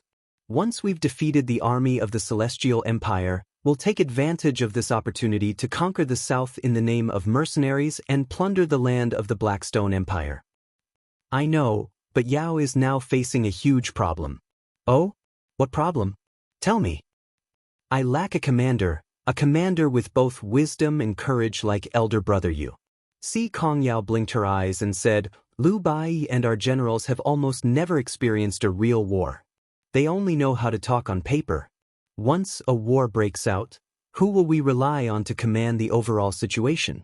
You have to know that Qinyu has 900,000 troops and more than 300 Dragon Knights. If the 180,000 Beizhe mercenaries directly participate in the war, they'll just be throwing their lives away." "Oh," Lin Muyu muttered to herself and thought for a long time before saying, "It seems that I'll have to go to the Celestial Pole continent for the second time. Yao, when will you leave?" "I'll come over after dealing with the matters in the Shattered Cauldron realm. If the Emperor of the Tianji Empire allows it, the Beizhe mercenaries will leave in 2 days and reach Shiping City in 5 days. Then wait for me at the City Lord's residence in Shiping City in 5 days. I'll be there on time." "Okay, I'll wait for you." Si Kongyao giggled. "I haven't seen you in a long time. I miss you." Lin Muyu was stunned. Si Kongyao immediately smiled knowingly and said, "I know that elder brother you already has Her Highness Qin Yin, but as your younger sister, it shouldn't be too much for Yao to miss you, right?" Lin Muyu couldn't help but laugh. "It's not too much. I miss you too. Let's meet in 5 days. Alright, I have to go. I've used up a lot of my divine power and can't hold on any longer. Okay, elder brother Yu, see you in 5 days. After ending the conversation with the oracle, Lin Muyu was already drenched in sweat. The distance from Lanyan City to the Devil's Palm Prefecture was more than 10,000 miles. Moreover, she had never used spiritual thoughts to communicate for such a long time. She had used up at least 30% of her divine power. Even though Lin Muyu's cultivation had reached the 53rd level of Grotto Heaven, it was still very difficult. How's it going with the Bai Zhe mercenaries? Qin Yin, who was lying quietly beside Lin Muyu, opened her blazing dawn eyes a little. It's not a big deal. The Celestial Empire and the Tianji Empire have started a war. The Tianji Empire is no match for them, so they sent King Lan Ji to ask for help from Si Kongyao, asking for 180,000 Bai Zhe mercenaries to help. However, no one on Yao's side is good at commanding, so I might have to go to the Celestial Pole Continent. On the other side, Tang Xiaoxi, who was holding Lin Muyu's left hand tightly, was a little surprised. You want to go to the Celestial Pole Continent? Yes, Xiaoxi, your internal injuries are almost healed. I need to go there. After all, I left Si Kongyao and Lu Bai there, so I have to be responsible for them. Moreover, the Bai Zhe mercenaries are very important to the Empire. They are an important chess piece for us to counterattack the Celestial Pole Continent, which is equivalent to our advance army. Isn't it too dangerous? Qin Yin blinked her eyes and said, the people from the Celestial Empire and the Tianji Empire are not easy to deal with. Xikong Ming, Han Yuan, Longxi and the others are all consummate god emperors above the 90th level of Grotto Heaven. Once elder brother Yu is targeted by them, I'm afraid you will be in danger. Better. Xiaoxi and I go with you. If we go together, it will be more dangerous. There will be no one in Lanyan City. Aren't General Feng and Yen there? Qin Yin explained, besides, all the major events in the country are basically decided by the Congress. Military affairs can wait for you to come back. I talked with Uncle Qin Shao for a long time yesterday afternoon. He revealed his true feelings and doesn't want to be controlled by the feudal princes of the Congress. So even if I'm not in Lanyan City, nothing will happen. On the contrary, it's too dangerous for you to go to the Celestial Pole Continent alone. Isn't it better for me and Xiaoxi to go with you? Tang Xiaoxi also smiled faintly and said, that's right. Didn't we agree that the three of us will not be separated in the future? It's fine if we don't separate. Lin Muyu was a little helpless. We'll leave in 3 days. We'll go to the Tongtian Gorge to see the potato garden planted by Lulu first. Then we'll fly to the Celestial Pole Continent to meet Si Kongyao and Lu Bai. Well, that's for the best. I'll also explain the matters in the court. Shengguan Jingyue will handle the small matters for me. What about Terralin and the others? They're in closed-door training and won't come out for 2 or 3 months. I'm thinking that when the time is right, I'll send them back to the Western Divine Realm. After all, that's where they belong. It's just that I can't sense Sister Haiyan's aura recently. Qin Yin frowned and said, I don't know what happened in the Western Divine Realm. Lin Muyu held her shoulders and said, don't worry, Xiao Yin. Shi Yen is a seraph and a great perfection divine emperor of 99 heavens, a legendary seraph. She will be fine. At least no one in East Heaven can kill her. Those who can kill her won't, unless it's ruler Claude, but Claude won't. Who will cut off their own arms. Lin Muyu's words made Qin Yin feel a bit more at ease. She raised her head and looked at Lin Muyu, saying, Big brother Yu, after we unify the world, we must go to the Western Divine Realm to look for Sister Haiyan. I owe her too much. I also owe her a favor. Lin Muyu nodded and said, she sent you back.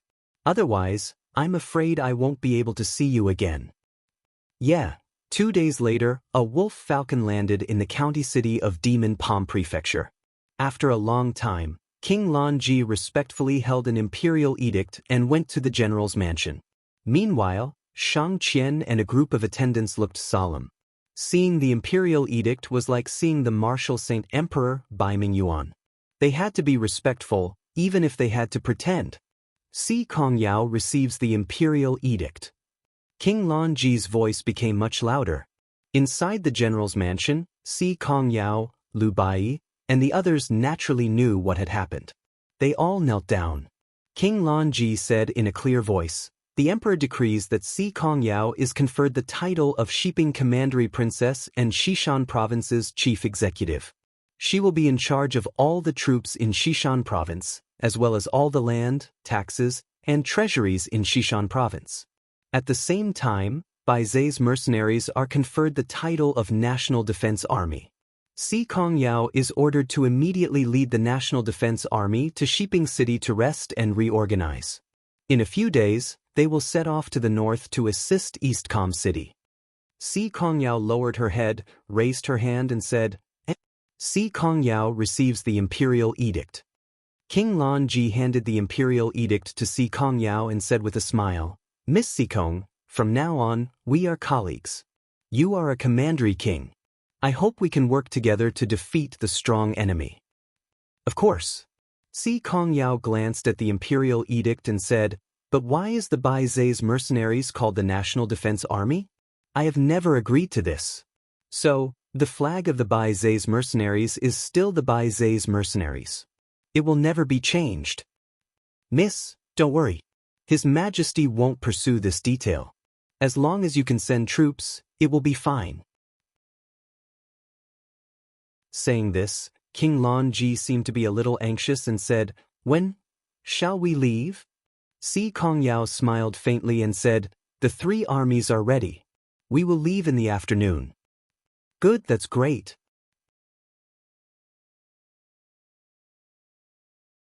Chapter 959. On the 29th of November, the weather became colder and colder. Winter had officially arrived. The entire Tongtian Gorge was covered in snow, and the entire gorge seemed to be frozen. Accompanied by the sound of falling snow, 3 figures landed on a piece of fertile land.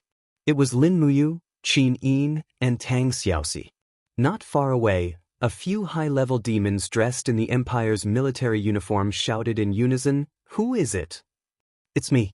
Lin Muyu turned around, and the 4-star insignia on her neck shone brightly. The group of demons all bowed respectfully. Qian Feng, the governor of 8 desolate province, was only a 3-star, but this person in front of them was actually a 4-star. His identity was obvious. "So it's Lin General." "Greetings, Lin General," a Chiliarch said respectfully, and then his gaze fell on the 2 beauties beside Lin Muyu. "Oh, they are Royal Highness Yin and Princess Shi." "Ah." The Chiliarch knelt for the 2nd time. This subordinate has eyes but failed to see. "Greetings, Royal Highness Yin and Princess Shi." "Where's Marshal Qianfeng?" Qin Yin asked. "This subordinate will inform the marshal immediately." The horse disappeared into the snow. Not long after, Qianfeng's figure broke through the air, and he smiled respectfully. "You're here?" "Show us the plantation, Marshal Qianfeng." Qin Yin smiled. "Yes, Your Highness, this way please." The 4 of them flew close to the ground. The water in the ditch had already frozen, but the water underneath was still rapid. After crossing the river, there was an entire plantation in front of them. It was all plastic sheds, and the sheds were about a meter high. Even if humans bent their bodies, it would be difficult for them to squeeze in. However, it was different for the worker ants. They could come and go as they pleased. Opening one of the sheds, Lin Muyu looked down and saw that the potato germs inside were about 20 centimeters high. They were lush, and she couldn't help but smile. "Xiao Yin, Xiao Shi, look, there are results." Qin Yin and Tang Xiaoxi, one on the left and one on the right, nestled in his arms. They looked down at the sheds and immediately smiled. Although they were just seedlings, it meant that they could provide a very large amount of food resources for the empire. At least, the 3 armies would no longer have to fight on empty stomachs. In Lin Muyu's eyes, these potatoes would be the strongest guarantee for the counterattack on the celestial pole continent. But, it's snowing so heavily now, can they still survive? Tang Xiaoxi's heart ached as she sealed the entrance of the shed, for fear that these seedlings would freeze to death. Lin Muyu said, "Didn't you see the worker ants in the shed?" They are responsible for maintaining the temperature and moisture, and even if it snows, it can't keep snowing. When the snow stops and the sky clears up, the worker ants will naturally sweep away the snow and let the sun shine in. As long as there is enough sunlight and moisture, they can produce a lot of potatoes no matter how cold it is. That's really great. Tang Xiaoxi stood up straight, looked at the endless plantation in the distance, and said, "So many, of course." Lin Muyu said proudly, "A total of 200 li of fertile land." Marshal Qianfeng, can you calculate for Shaoxi how much food can be harvested from this 200 li of land in a season? Qianfeng was stunned and said, "Lin General, this subordinate is not a farmer, how would I know these things?" On the other hand, Qin Yin smiled and said, "Although it's 200 li, there are many mountains and rivers, and the area of the plantation is about 8,000 hectares. 1 hectare is 100 mu, and if 1 mu is 200 caddies of output, then 8,000 hectares of land in a season will produce 16 million caddies of output. According to the empire's rations calculation, 100 caddies is equivalent to 1 dan of military rations. 1 season can produce 1.6 million dan of military rations, which is about enough for 800,000 soldiers to eat for a month." Wow, Xiao Yin is so amazing. Tang Xiaoxi's mouth was wide open. She knew that she did not have this kind of calculation ability. Lin Muyu frowned and said, "It seems, it's still too little. 1 season of potato planting will take at least 2 months, and the plantation here can only provide food for 400,000 soldiers. Our empire's regular army, not including the imperial army, has 500,000 soldiers. Moreover, after the war, the number of refugees increased dramatically, and all the treasuries have to allocate food to help the refugees, but it's still not enough. Marshal Qianfeng, this subordinate is here. Lin General, please give your orders. Discuss with Lulu again, and send more worker ants to cultivate and plant on the plains of Tongtian province, the more the better." Qianfeng nodded and said, "But Lin General, you can't be too optimistic, because the plantation needs a large amount of plastic and there isn't much of it. Lulu said that it's almost used up, and if you want new ones, you'll need time to make them." "I know, just do your best." "Yes." Qianfeng nodded with a smile and said, "The taste of potatoes is incomparably delicious. Why don't Lin General, Her Highness Yin and Princess She eat here today, and this subordinate will arrange a pot of potato meat soup. How about it?" "All right, I also asked the marshal to arrange a place for us to stay. We'll stay for the night and leave tomorrow." "Yes, understood." At night, the cold wind was biting cold, and Qianfeng ordered people to set up a huge tent at the edge of the plantation. Although it was cold outside, a fire was lit in the tent, and a large pot of soup was cooked. Moreover, it was Qianfeng who personally cooked the soup. There were potato pieces, fish, venison, vegetables, and many others in the pot, and there was also a lot of chili and pepper, which made Lin Muyu secretly sigh. Qianfeng was also a master of Sichuan hot pot, and if he stepped into the God-Emperor realm and traveled to Earth, wouldn't it be terrible? Once this fellow went to Chengdu, wouldn't he be able to make a name for himself? The soup in the pot was gurgling, and Qianfeng dismissed the people on his left and right. There were only 4 people in the tent, plus 2 high-level demon girls who were scouts. Lin Muyu was a little surprised. "I didn't expect there were actually high-level female demons in the demon race. I've only seen Her Highness Ning and Her Highness Jing before." Qianfeng smiled awkwardly and said, "Most of the god race women's physiques aren't suitable for cultivating demonic arts, so if they aren't the descendants of famous families, most of them will be reduced to maids or concubines of others." Lin Muyu nodded. The farming and weaving of the Central Plains has now been introduced to the Sky Gorge. "Marshal Qianfeng, why don't you give them proper jobs, and let them earn their own living, so that they won't always be attached to men and lose the social status they deserve?" "Social status?" Qianfeng was surprised. Lin Muyu smiled and said, "In my hometown, the status of men and women has always been equal, and even, cough cough, women are a level higher, and you can't even bare your teeth when they get angry at you." At the side, Qin Yin and Tang Xiaoxi burst into laughter. Qianfeng said, There's really such a thing? Yes, all living beings are equal, there's nothing we can do. Qianfeng immediately cupped his fists and said, this subordinate understands, and will carry out this policy. As long as the people of the god race can live a peaceful and quiet life, even if I, Qianfeng, die, I will still be able to answer to His Majesty the late Emperor, Jing, and Ning. A purple-eyed demon maid at the side pursed her red lips, and suddenly said cautiously, Your Highness Lin General, can this little girl say something? Yes. Qin Yi nodded. Lin Muyu said cheerfully, just say it, Mississippi Marshal Qianfeng is also here, anyone can make a decision for you. The girl said, as Lin General said, it would be good if men and women could be equal. My 3 sisters are all married to the same person. He is a lord of the Sky Gorge, and he has a violent temperament. It's a pity that my sisters are whipped every day. Each of them is covered with cuts and bruises, but they have no way to seek justice. In our god race, the status of women has always been like this. I hope that a word from Your Highness and Lin General can change everything.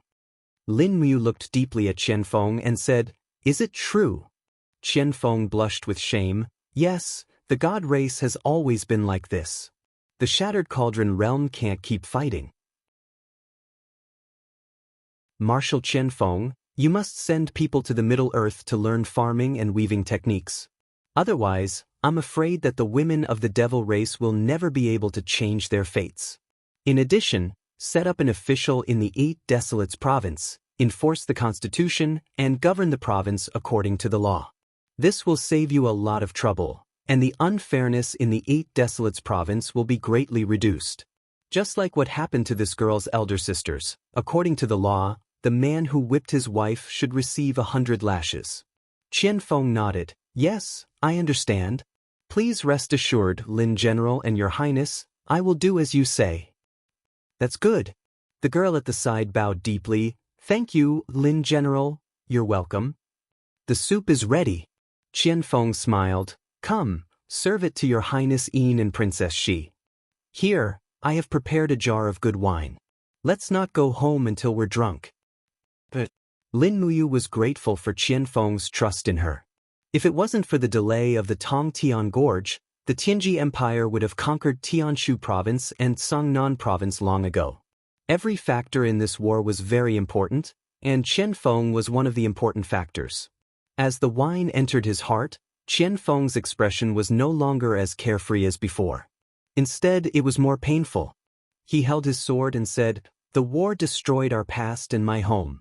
Originally, I thought that the god race could become the ruler of the mainland again, but I didn't expect to meet such a strong enemy like Lin General. Lin Muyu smiled. The demon race was indeed unstoppable. If it wasn't for Xiling developing the magic crystal cannon, I'm afraid you would have won. Marshal Qianfeng, have you forgotten that you said you would marry Xiao Yin after defeating the empire? Qianfeng's face turned red. I was really stupid and frivolous at that time. Please don't take it to heart, Your Highness Qin Yin smiled gracefully. Marshal Qianfeng, you don't have to worry about it. I've already forgotten about it.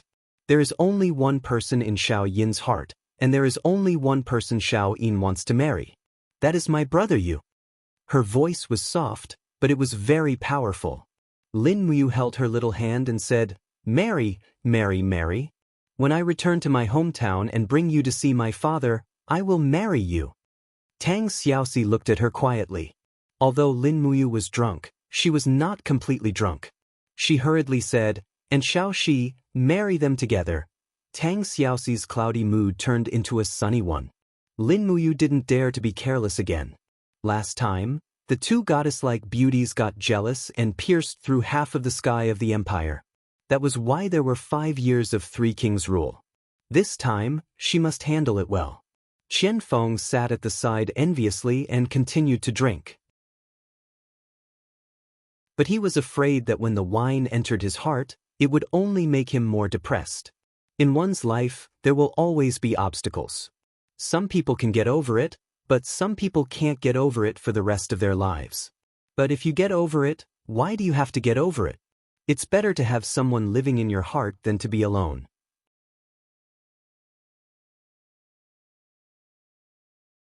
Chapter 960. In the blink of an eye, December arrived. The weather was getting colder and colder.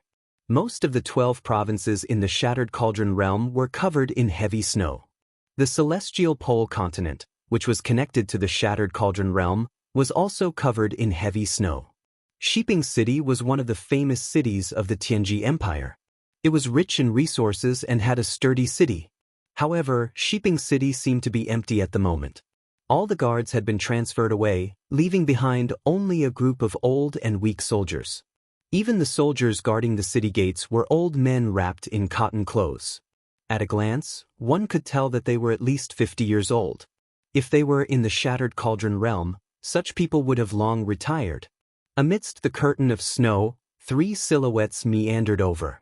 The man walking in front was wearing a black cloak, but the hood of the cloak had already been flipped down.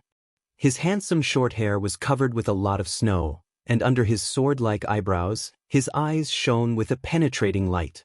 That was not a gaze that was harmless to humans and animals, but a gaze of wisdom that could see through everything in the world.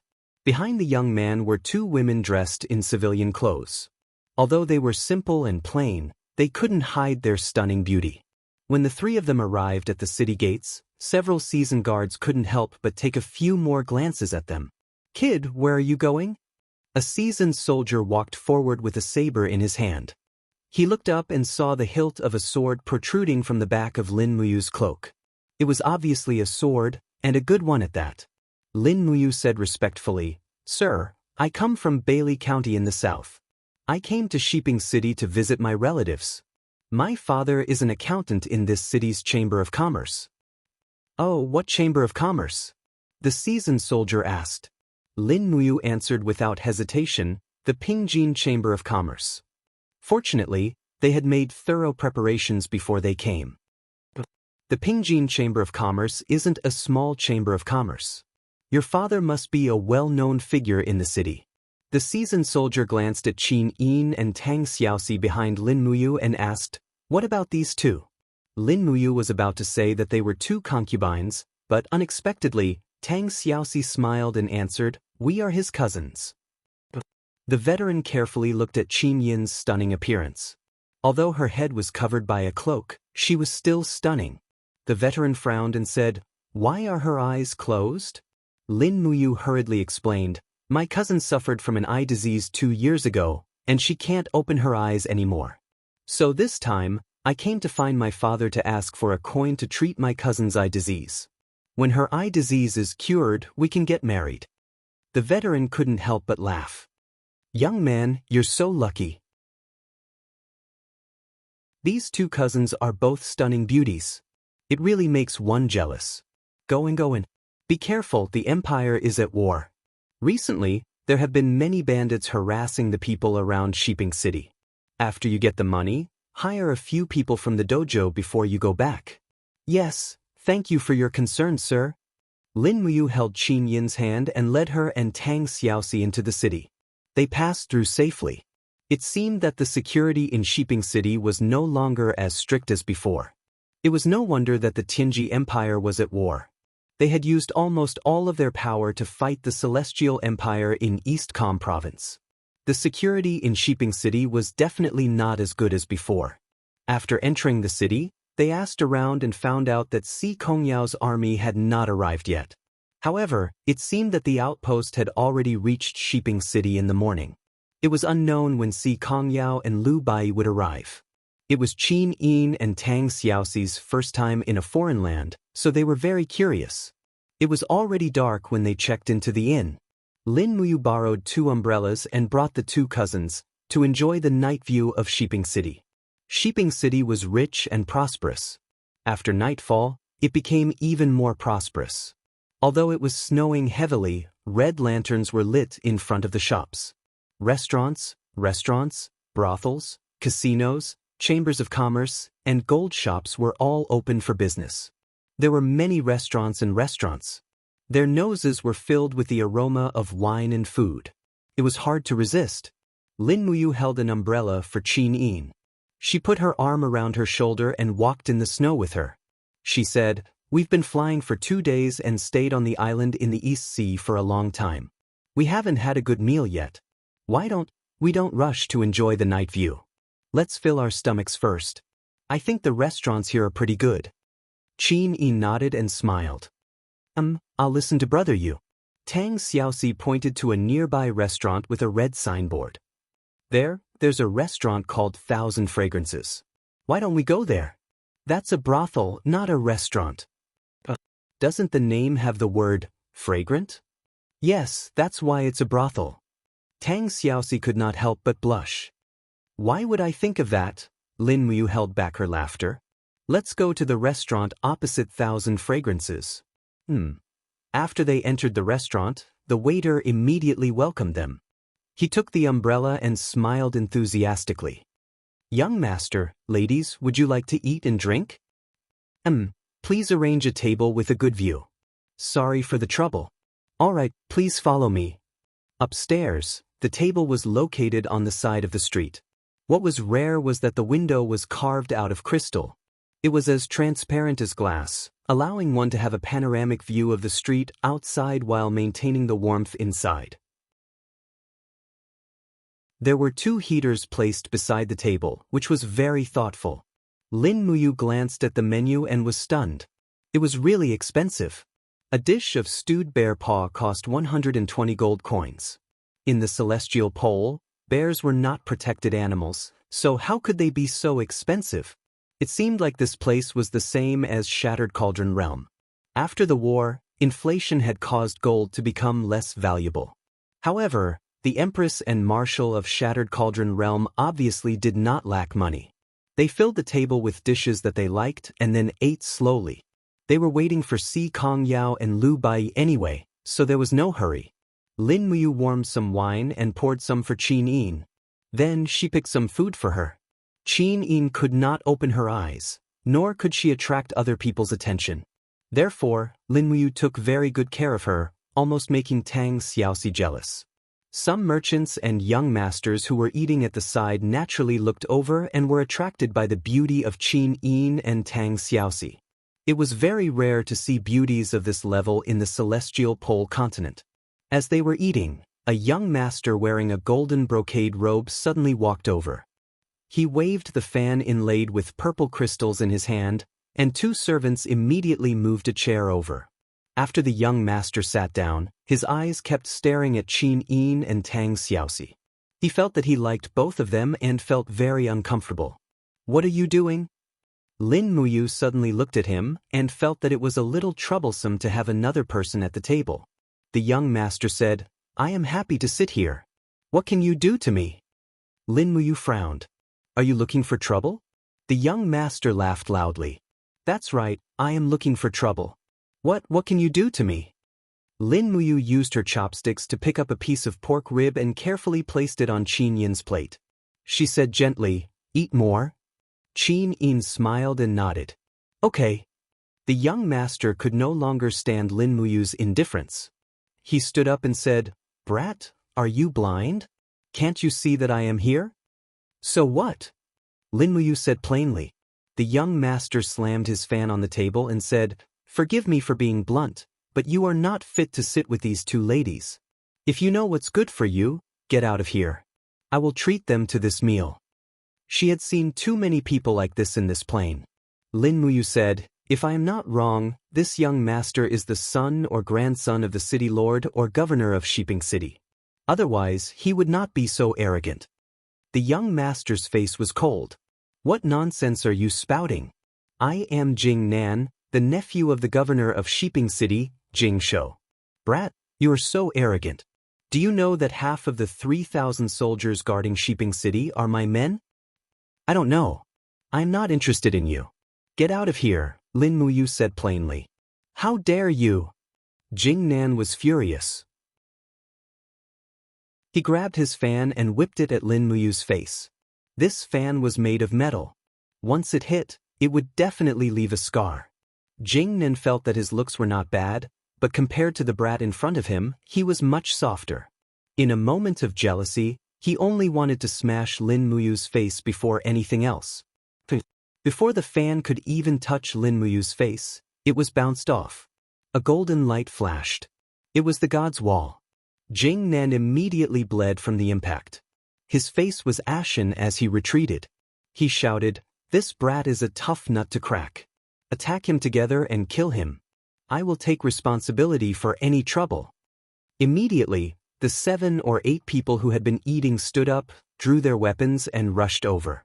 It seemed that they were Jing Nan's guards. "I did not expect this group of ruffians to disrupt our meal." Lin Muyu frowned.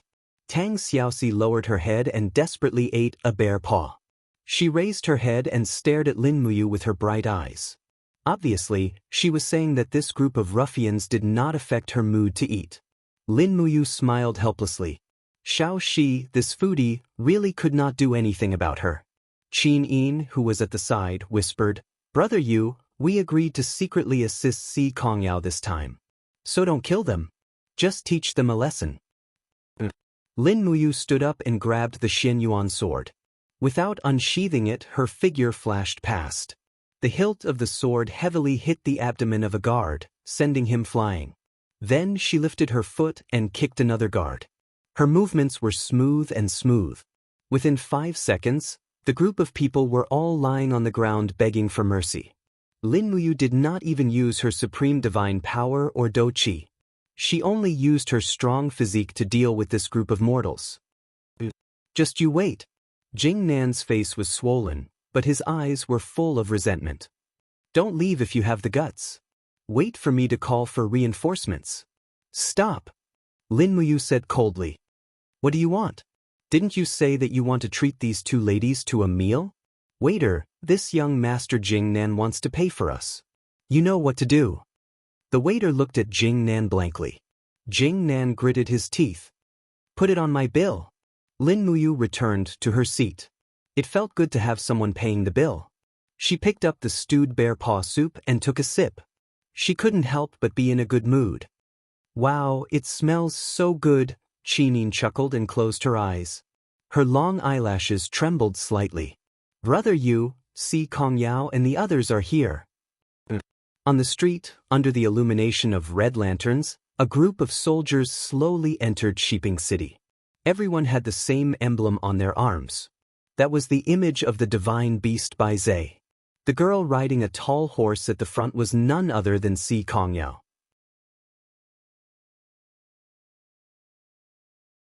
Chapter 961. Are we going down to see Si Kongyao now? Tang Xiaoxi asked. No. Lin Muyu shook her head and said, "We agreed to keep it a secret. Look at the streets, the prefectural governor's men are already there to welcome us. If we go down to see Yao, we will definitely be recognized. I don't want Qin Yu, Gong Shangming, Duo La, and the others to know that we have also come to Tianji Empire." "And then when are we going to see?" "A little later. We will wait for Yao to come find us." To everyone's disappointment, Jing Nan didn't come back to seek revenge. He didn't come back even after Lin Muyu and the others had finished their meal and left the restaurant. It seemed like Shiping City really didn't have many soldiers left. After returning to the relay station, they didn't rest but continued to cultivate. In order to become stronger, Lin Muyu, Qin Yin, and Tang Xiaoxi didn't slack off for even a single day. They each cultivated their own laws of laws. Lin Muyu's cultivation of the Supreme Godhead was slow, but Qin Yin and Tang Xiaoxi's cultivation had made significant progress. One had the Overgod Godhead, while the other had the Immortal Godhead. The power of light and fire had become more profound, which was gratifying. A sparkling Godhead slowly rotated in his palm, turning into strands of divine power that surrounded the 3 of them. This Godhead came from Bailey Qin, so it was easy to imagine how pure a God Emperor's Godhead was. If it was cultivated by one person, it would be impossible to completely refine it. Fortunately, Lin Muyu was used to cultivating with Qin Yin and Tang Xiaoxi. Therefore, the 3 of them could refine and absorb the power of the Godhead together, which made this Godhead much more valuable. But even so, the powerful divine power contained in the Godhead couldn't be completely refined in 1 or 2 tries. In the past half a month, the 3 of them had been refining it constantly, but this Godhead still had about half of its spiritual power stored. Slowly, after they finished cultivating, they still had Han Shu and Bai Minghuan's Godheads to refine. As for Fu Yu and the others' godheads, they had already given them to Feng Jixing, Wei Chou, and Sidu Senator. As for Fu Yu and the others' godheads, they had already given them to Feng Jixing, Wei Chou, and Sidu Senator. After an unknown period of time, a voice suddenly appeared in Lin Muyu's EC. Big brother Yu, are you still there? Lin Muyu replied, Yao, I'm on the second floor, room number 1. Okay, I'll be right there. Lin Muyu stood up and said, Xiao Yin Xiao Shi, Yao is here. The two beauties immediately tidied up their clothes. This was their first official meeting with Si Kong Yao, so they had to be formal and dignified. They didn't want others to think that the Shattered Cauldron Realm's great empress and Princess Fungo were too vague. Creak. The room door opened, and Si Kong Yao, dressed in martial attire, stood at the door. She looked at Lin Muyu with a smile and said, Long time no see. And long time no see. To Lin Muyu's surprise, Si Kong Yao threw herself into his arms and said with a bell-like smile, Big brother Yu, I missed you so much. You're finally back. Shu. Behind them, Liu Bai and the 7 or 8 high-ranking generals of the Bai Zhe mercenary team gasped in unison. All along, Si Kong Yao, the true owner of the Bai Zhe mercenary team, had always been swift and decisive. Everyone thought that this lass was already a tomboy, but at this moment, they realized that she was actually a young lady. At this moment, Si Kong Yao blinked her big eyes and saw that there were 2 devastatingly beautiful women behind Lin Muyu. She was stunned and broke away from Lin Muyu's embrace. These 2 are. Qin Yin smiled and said, I'm Qin Yin. Tang Xiaoxi said, Tang Xiaoxi. Immediately, Si Kong Yao's face turned red. She looked at Lin Muyu with a blaming look and said, Why didn't you tell me that the Empress and Princess Shi are here? Boo! It's so embarrassing. Lin Muyu couldn't help but smile and said, You didn't ask. It's all your fault. Si Kong Yao hurriedly bowed and said, Yao pays her respects to the 2 sisters-in-law. When she said this, Qin Yin and Tang Xiaoxi were instantly elated. This form of address sounded so comfortable. Lin Muyu didn't know whether to laugh or cry. She said, Come in, it's travel-worn outside. Liu Bai walked in with a group of generals. Then he knelt on one knee and said, Greetings, Your Highness Yu. Greetings, Your Highness Yin and Princess Shi. Get up. There's no need to be so polite. Lin Muyu raised her hand and everyone stood up. Lin Muyu could also see that there were 3 Saint Martial Venerables among this group of generals. Si Kong Yao was indeed skillful. The combat power of the Bai Zhe mercenaries was extraordinarily strong. Bai, how are you? Lin Muyu asked with a smile. I'm fine. Thank you for your concern, Your Highness. Oh, I'm not Your Highness anymore. There's only one Highness in the Qin Empire now, and that's Xiao Yin. My current position is the Marshal of the 3 armies and the commander of the Longdan Army Camp. Longdan Army Camp. One of the young generals said, Is it the Longdan Army Camp that defeated the Flowing Dawn Army, the Long Dawn Army, and the Tsang Yen Army? Lin Muyu nodded. The young general's eyes were burning. Marshal, the Longdan Army Camp not only shocked the Broken Cauldron world, but it's also famous all over the world. Everyone in the entire Celestial Pole continent knows the name of the Longdan Army Camp. Everyone says that in terms of combat power, the Longdan Army Camp is worthy of being the number 1 army in the world. Lin Muyu smiled and said, There's no need to be envious of the Longdan Army Camp. The Bai Zhe mercenaries are also an army established by me, Lin Muyu. Every one of you is equivalent to a member of the Longdan Army Camp. Sooner or later, the Bai Zhe mercenaries will join forces with the Longdan Army Camp. Really? That's great. All the generals were overjoyed. After all, the reputation of mercenaries didn't sound so good. Just by hearing it, one would know that they were people who exchanged their lives for money. However, the Longdan Army Camp was different. Every soldier with a sense of honor would feel honored to join an army like the Longdan Army Camp. At this moment, Si Kong Yao said, Brother Yu, why are you all staying here? Follow me to the city lord's residence. I've already obtained the seal of Shiping City. From now on, Shiping City and the entire Shishan province are ours. Why are you all staying in such a small place? No need. Lin Muyu shook her head and said, this time, I don't plan to show my face in public. I'll keep as low a profile as possible. Don't let anyone know that I'm in the celestial pole continent. I'll give advice and suggestions to the Bai Zhe mercenaries. Don't worry, Yao. Yes, that's good too. Si Kong Yao pondered for a moment and said, we'll probably set off for East Com City after resting for a day or two. Why don't we do this? Brother, you and my two sisters-in-law change into the clothes of the strategists and move with the army? The people of the Celestial Empire will only pay attention to how many warhorses and elite soldiers we have. They won't care how many strategists we have. Yes, that's good too. The heavy snow was still falling. Suddenly, a violent voice came from downstairs. Brat, get out here. Your grandpa Jingnan is here to settle the score with you. Jingnan? Lu Bai was stunned. Isn't that the nephew of the prefectural governor Jingshu? What is he doing here? He's here to settle the score with me. Lin Muyu smiled helplessly. Si Kongyao was confused. How did brother offend someone like him? I can't help it. Your two sisters-in-law are too beautiful. Lin Muyu laughed out loud. Qin Yin and Tang Xiaoxi blushed. They didn't know how to respond. Lu Bai clenched his fists and said, who cares? Lin General, you wait here. I'll go down and deal with this brat first. Shiping City is now our world. How long does he think he can do anything? There's no hurry. I'll go and take a look. I don't want him to hurt the innocent. Lin Muyu pushed open the door and jumped into the courtyard. She floated down with the snowflakes and saw torches in front of her. This time, Jingnan had brought a lot of people with him. There were at least 50 of them, and they were all dressed in military uniforms. Many of them were the guards of the prefecture.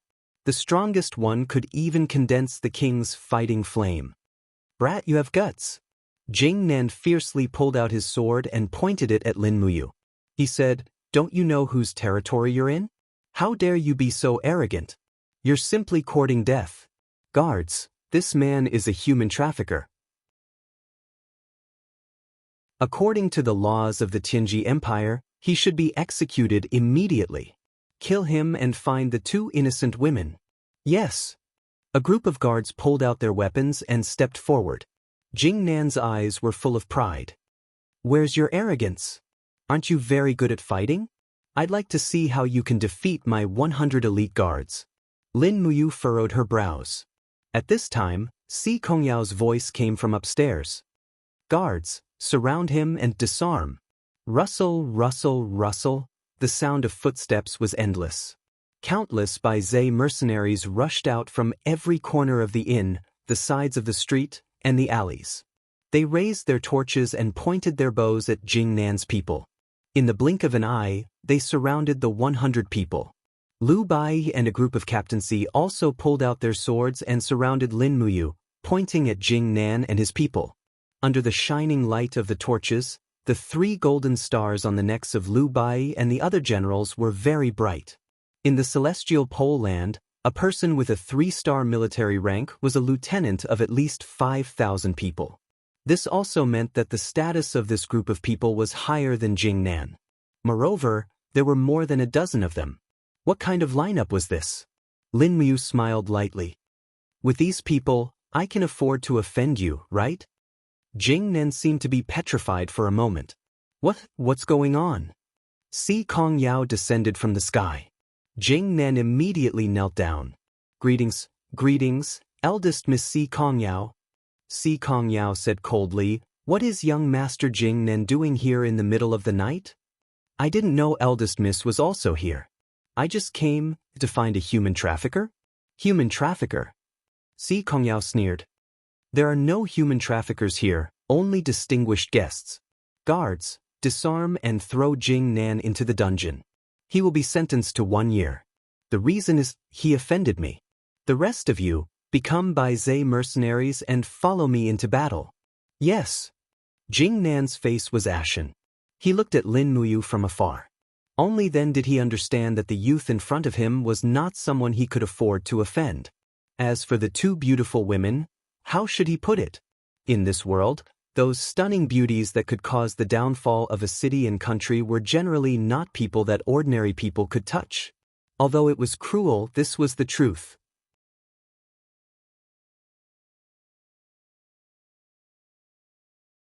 Chapter 962. On the 5th of December, the sky cleared up. Baize's 180,000 mercenaries left Shiping City in a grandiose manner, leaving less than 5,000 people to defend the city. At the same time, they took 10,000 soldiers from Shiping City to serve as backup troops. Lin Muyu, Qin Yin, and Tang Xiaoxi were mixed in with the strategists. They had all changed into black robes. All the strategists were hidden in the dark, which was why they wore black robes. They never showed their faces to others. However, a sword hilt wrapped in black cloth protruded from Lin Muyu's cloak, making people feel somewhat stifled. Even though she was a strategist, she was a strategist who could fight. She wasn't weak like the others. Si Kongyao rode alongside Lin Muyu. The army passed by in a grandiose manner. The armored cavalry opened the way, and the grain carriages escorted the rear. As they were fighting on their own, there was no need to bring too much rations. After entering East Com province, the local government would prepare rations for the army. The cold wind howled, causing the war flag to flutter. Si Kongyao narrowed her beautiful eyes and said, "Brother Yu, we just received news that Qin Yu's army has surrounded East Com City. Gong Shangming has led nearly 300,000 troops to defend East Com City. There are also nearly 200,000 scattered troops outside. Qin Yu has 500,000 troops surrounding the city. What should we do? If we attack from the inside and outside, we might have a chance of winning. Doesn't Qin Yu still have nearly 400,000 troops that he hasn't used? These 400,000 troops can attack us at any time. If we really go to help them, I'm afraid we'll become their main target." Lin Muyu smiled faintly. "Besides, Yao, you and Bai worked hard to raise our 180,000 troops. This time, I don't plan on letting your 180,000 troops join the main battle." "We're not fighting the main battle?" Si Kongyao was shocked. Even Lu Bai was stunned. "Lin General, if we don't fight head-on, how can we defeat the enemy? Qin Yu's million-strong army isn't paper. They can be blown away with a single breath. If we don't bleed them, I'm afraid they won't know how powerful they are. It's impossible for them to retreat from East Com province." "I know. Let's talk after we enter East Com province. Have we sent out our scouts?" "They've been released. Give me a detailed map of Qin Yu's army's distribution and supply routes within 3 days." Tang Xiaoxi leisurely rode on her horse as she looked at the scenery on both sides. With Lin Muyu overseeing the Baize mercenaries, she didn't need to worry about anything. After all, Lin Muyu had fought in wars for so many years. She was talented enough to be the master of the generals in the Heaven Pole continent. As long as Lin Muyu wanted to win, it was impossible for her to not win. Qin Yin would also secretly open her eyes of blazing dawn to look at the surrounding scenery from time to time. She had already learned to control the domain power of the eyes of blazing dawn. Although she hadn't reached the point where she could control it freely, she was able to open her eyes and no longer launch indiscriminate pressure attacks. At the very least, when she wasn't hostile, the people around her wouldn't feel too much pressure. "So the snowy scenery in the Heaven Pole continent is also so beautiful," Qin Yin whispered. Lin Muyu also lowered her voice and chuckled. "Yes, but Xiao Yin, don't worry. Sooner or later, every inch of this land will belong to us, and the entire Heaven Pole continent will also be included in our Great Qin's version." Qin Yin trembled slightly.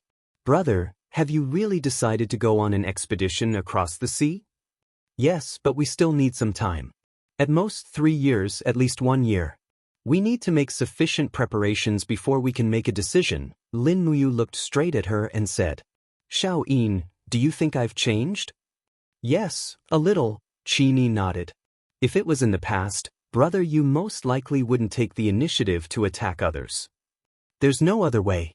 If we attack first, we'll be controlled by others." Lin Muyu heaved a sigh of relief, her gaze deep as she said, "When I know that the opponent will deal a fatal blow, I can't be soft-hearted anymore. I don't want the people I care about to die one by one and leave me. Yes, Xiao Yin will do her best to support you. After we're unified, let's ascend? Brother Demon Emperor and Fairy Xiao in East Heaven will definitely look forward to our ascension. After that, our names will be listed in the Heaven Realm's Immortal Register. 3 days later, it started snowing again. The army finally entered Eastcom province and was less than 500 kilometers away from the battlefield in Eastcom City. However, Lin Muyu instructed Si Kongyao to pass down an order not to rush to Eastcom City at full speed. Instead, they would rest once a day in the provinces and counties along the way. They would only travel a distance of 25 kilometers a day. At the same time, they would constantly send out scouts to gather information on the battlefield. Furthermore, King Lanji gifted the Bai Zhe mercenaries with 10 wolf falcons and beast tamers, which played an excellent role as scouts. In the evening, Xian County. Xian County wasn't considered rich. It was only a small province in Eastcom province. It had a population of nearly 200,000, and its main industries were farming, fishing, and hunting. Si Kongyao had the princess token, so she was warmly received by the governor of Xian County.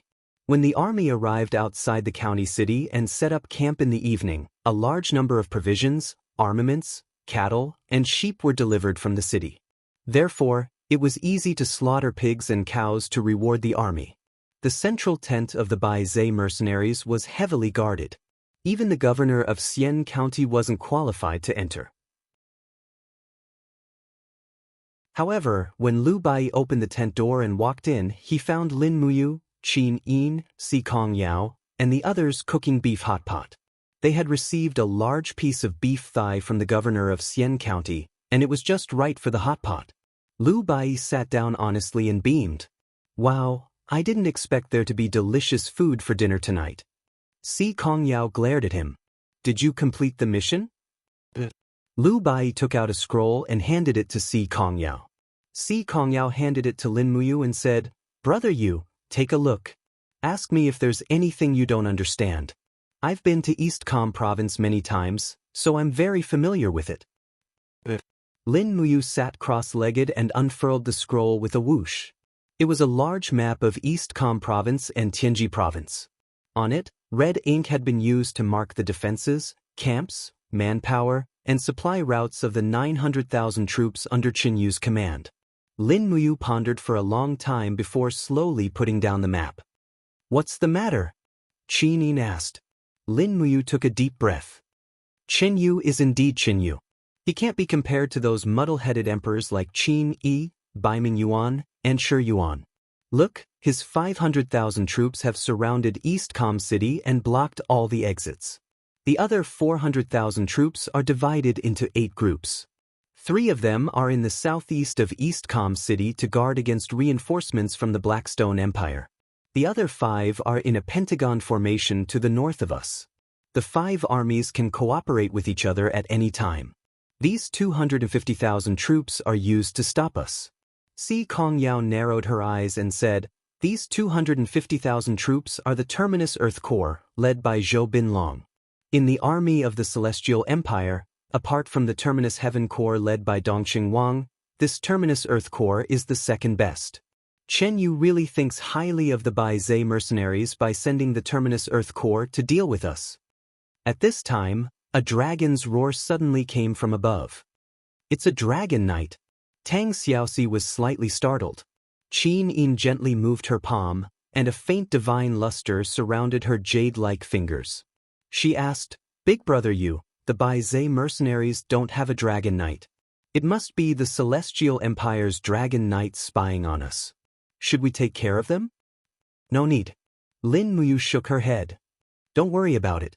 If it wants to watch, let it watch to its heart's content. Let's continue eating. Unless it's absolutely necessary, the 3 of us shouldn't expose ourselves.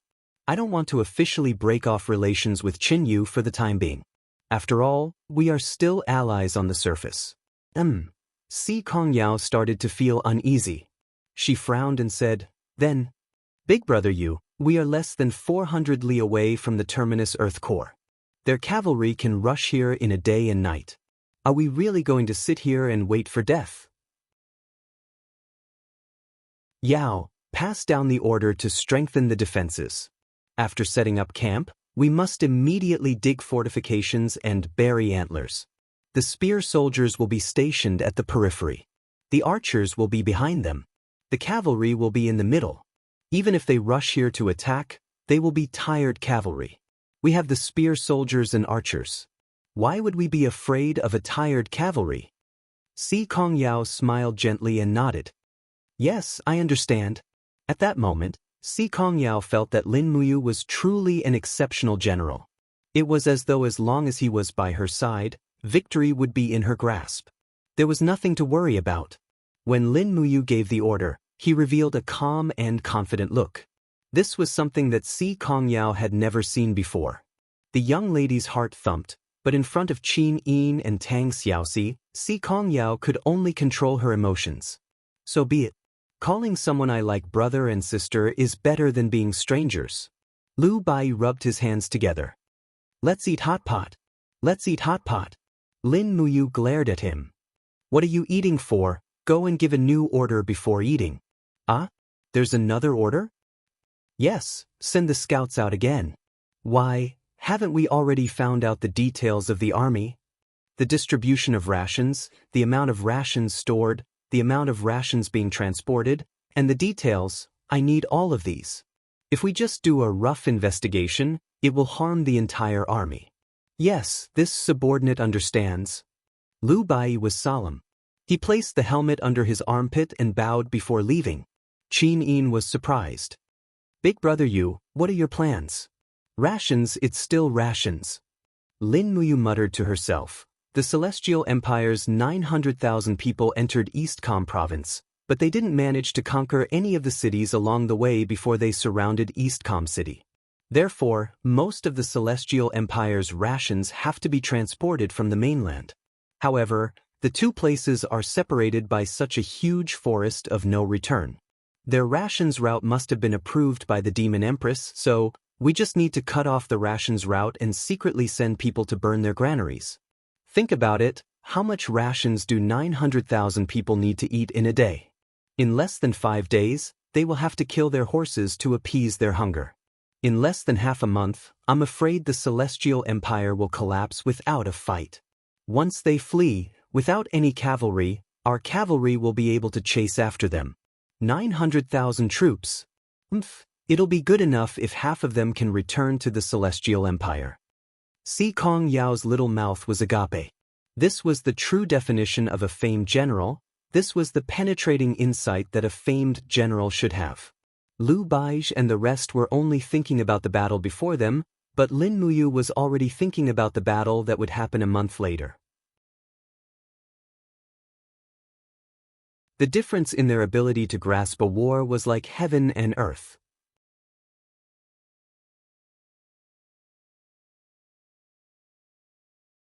Chapter 963. I'm afraid it won't be easy to cut off the supply route. Tang Xiaoxi frowned. Wouldn't Xinyu have predicted this? Also, since the Monster Empress has decided to cooperate with the Celestial Empire, I'm afraid it won't be so easy to cut off the supply route.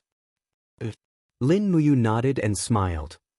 But Chen Yu would never have predicted that I know Nu Shi. Also, I know that Nu Shi only wants the survival of the Monster Empress. Nothing else is important. Since Chen Yu can cooperate with Nu Shi, then we can too. Let's not talk anymore. Let's eat. The army can advance slowly. Leave the rest to me.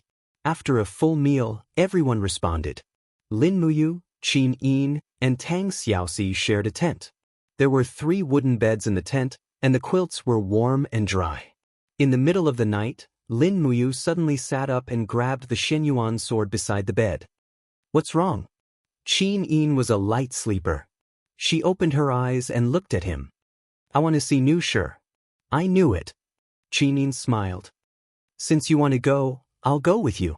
It's safer this way. There's no need. Nu Shi is very cautious. Xiao Yin has the blood of a battle angel flowing in her veins. Once she finds out, it will cause unnecessary misunderstandings. Don't worry, even if I can't defeat her, I can still leave. Don't forget that I have the divine book of the law of space with me. All right then, Qin Yin nodded. Xiao Shi and I will wait for you here. Early, you must be careful. Lin Muyu stood up and disappeared in a flash. He appeared in the sky 10 miles away. He suppressed his aura to the level of an ordinary person and spread his spiritual sense to search for the monster Empress Nu Shi's aura. The cold wind was biting cold. After flying for nearly 500 miles, his heart suddenly moved. He found a tyrannical demonic aura somewhere in the east, so he quickly flew over. At night, it was snowing heavily. But on top of the hill stood a beautiful woman, holding a pipa in her arms. Her cloak was covered with snow. She looked up at the sky, her eyebrows slightly furrowed. Suddenly, the corners of her mouth curled up, revealing a happy smile. You're finally back. Whoosh! With the flying snow, Lin Muyu slowly descended and stood straight in front of Nu Shi. Lin Muyu? Yes, Your Majesty. Lin Muyu said cheerfully, You seem to know that I would come? That's right. The female assassin looked at him with a pair of penetrating eyes and said, I don't know when you will come and who you will bring, but I know that you will definitely come. Let's get straight to the point. Lin Muyu brushed off the snow on his shoulder and said, Your Majesty is cooperating with Chen Yu. I believe that Chen Yu must have offered a generous bargaining chip. Otherwise, Your Majesty would not agree to cooperate with humans. The bargaining chip is not considered generous, but there is a sharp knife placed on the neck of my demon spirit race. What kind of sharp knife? Flames. Lin Muyu was startled, but he was an intelligent person and immediately understood what was going on. He said, If Your Majesty does not agree to Chen Yu's request, he will send people to burn down the forest of no return? Your Highness Yu is indeed smart. Nu Shi smiled faintly. Lin Muyu couldn't help but sigh. What kind of person is Your Majesty? You have never cared about worldly affairs and monopolized a region. Now that you are being threatened by someone like Chen Yu, I believe it must not be a good feeling. A great humiliation, Nu Shi said word by word with a murderous look on her face. Lin Muyu smiled and said, It's all right. I'm here. We can talk about a new cooperation. Nu Shi smiled. Your Highness Yu, tell me first. What bargaining chip do you have? According to what I know, the Shattered Cauldron realm can't even protect itself now. Qin Xian established a nation and started to isolate you and Empress Qin Yin's power. The allied forces of the feudal vassals have become the so-called nation army. You can't even protect your throne, so how are you going to cooperate with me? I have another bargaining chip. Lin Muyu reached into her pocket and took out a token that was emitting a faint golden radiance. She said, Your Highness, do you recognize this? Nu Shi was slightly stunned. The commander token of the Bai Zhe mercenary troop? That's right. The Bai Zhe mercenary troop is my private army with a total of 180,000 soldiers. They have sufficient military equipment and rations.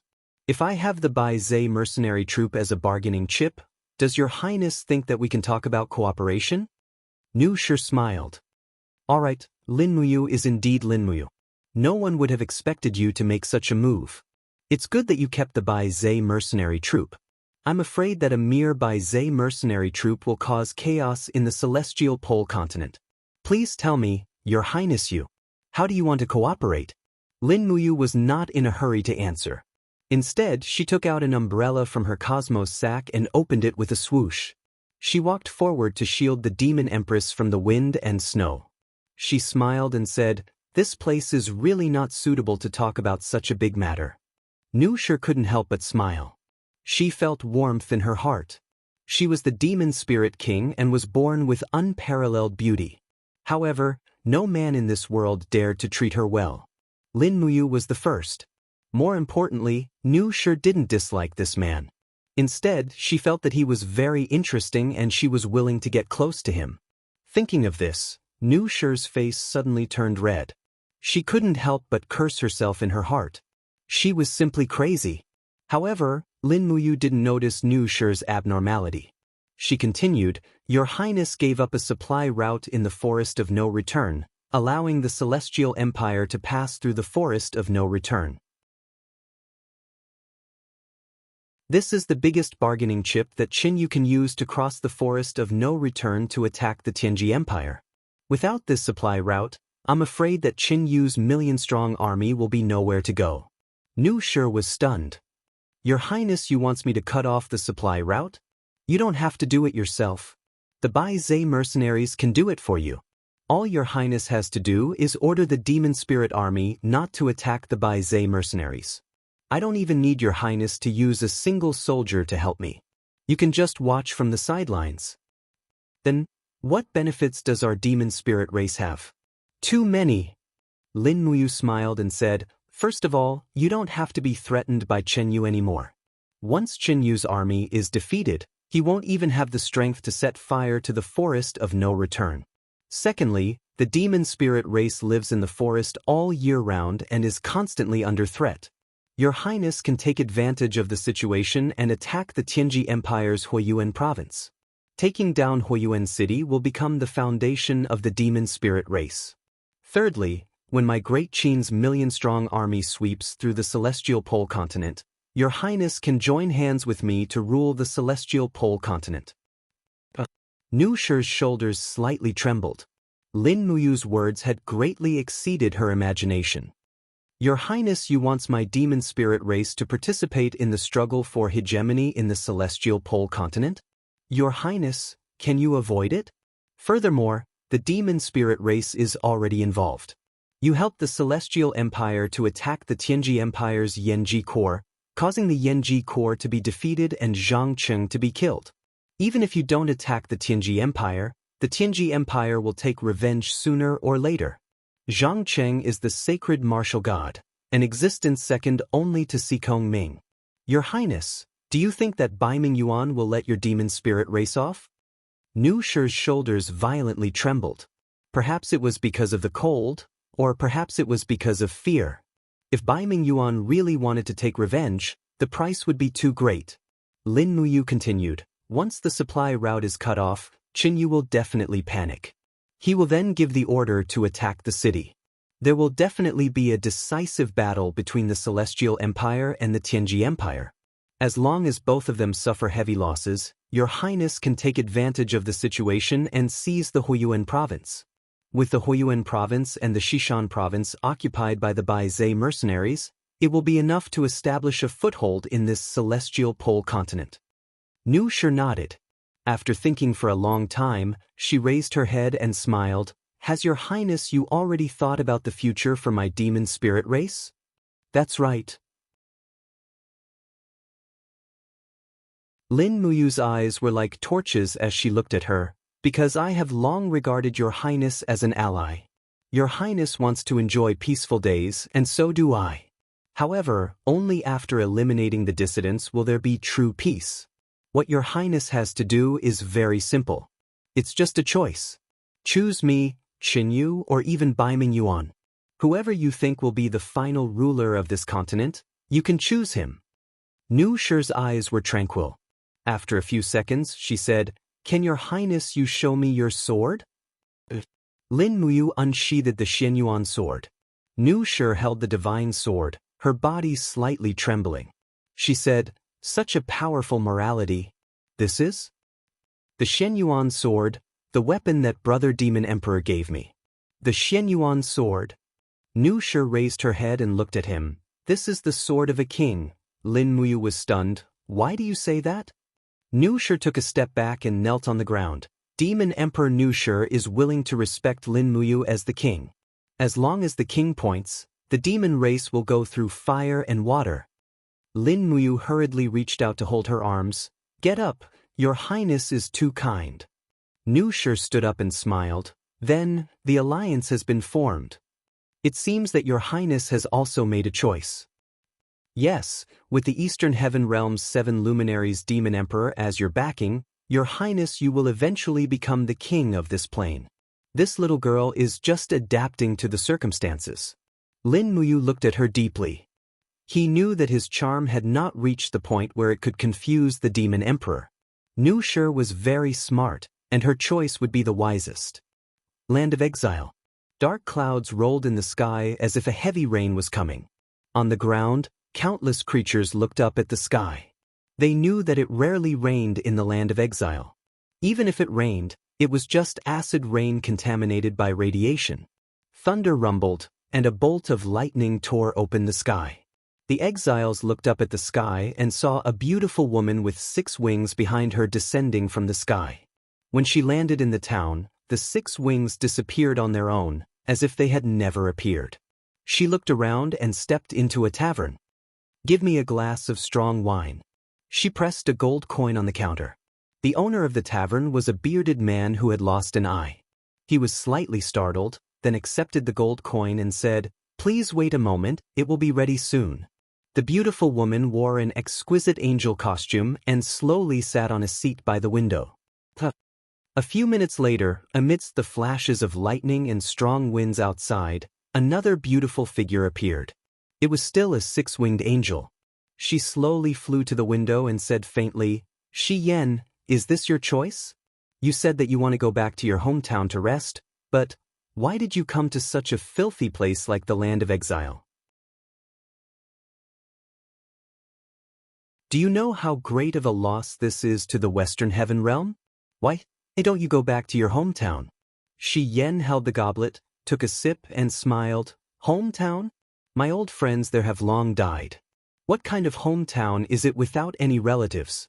My only relative is called Xin, and she is in the Shattered Cauldron Realm." Eva was stunned. "You want to go to the Shattered Cauldron Realm?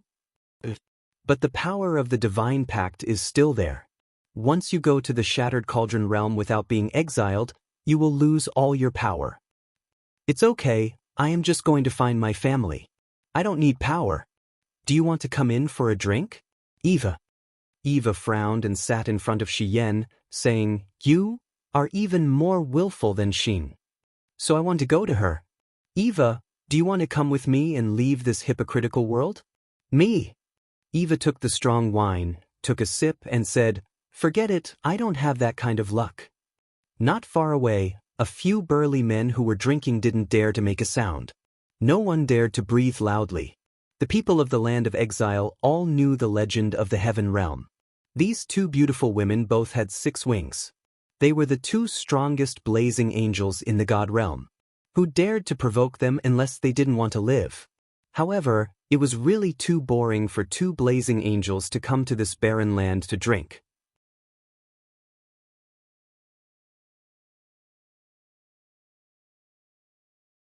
Chapter 964.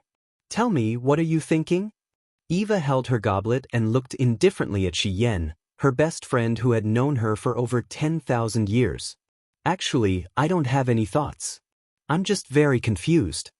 Shi Yan put down her goblet, raised her hands behind her head, and lay lazily on the dirty sofa. "Also, I'm tired. I don't want to continue working meaninglessly." "Tired?" "Yes. For tens of thousands of years, we've experienced many massacres. Every time, I firmly believed that what we did was for judgment and justice. But now, it seems that isn't the case. We're just trying to protect our position as the master of the God Realm." Shi Yan laughed self-deprecatingly. "I originally thought that I was a blazing angel who defended the Western Divine Realm. But now, it seems that I'm just an executioner. For our own selfish desires, we've caused the mortal world to be at war for years. Many living beings have died because of us. This isn't something that the God Realm should do. Gods should pity the common people and not treat mortals as ants." "Are you blaming the ruler?" Eva asked with a smile. "No, I'm not."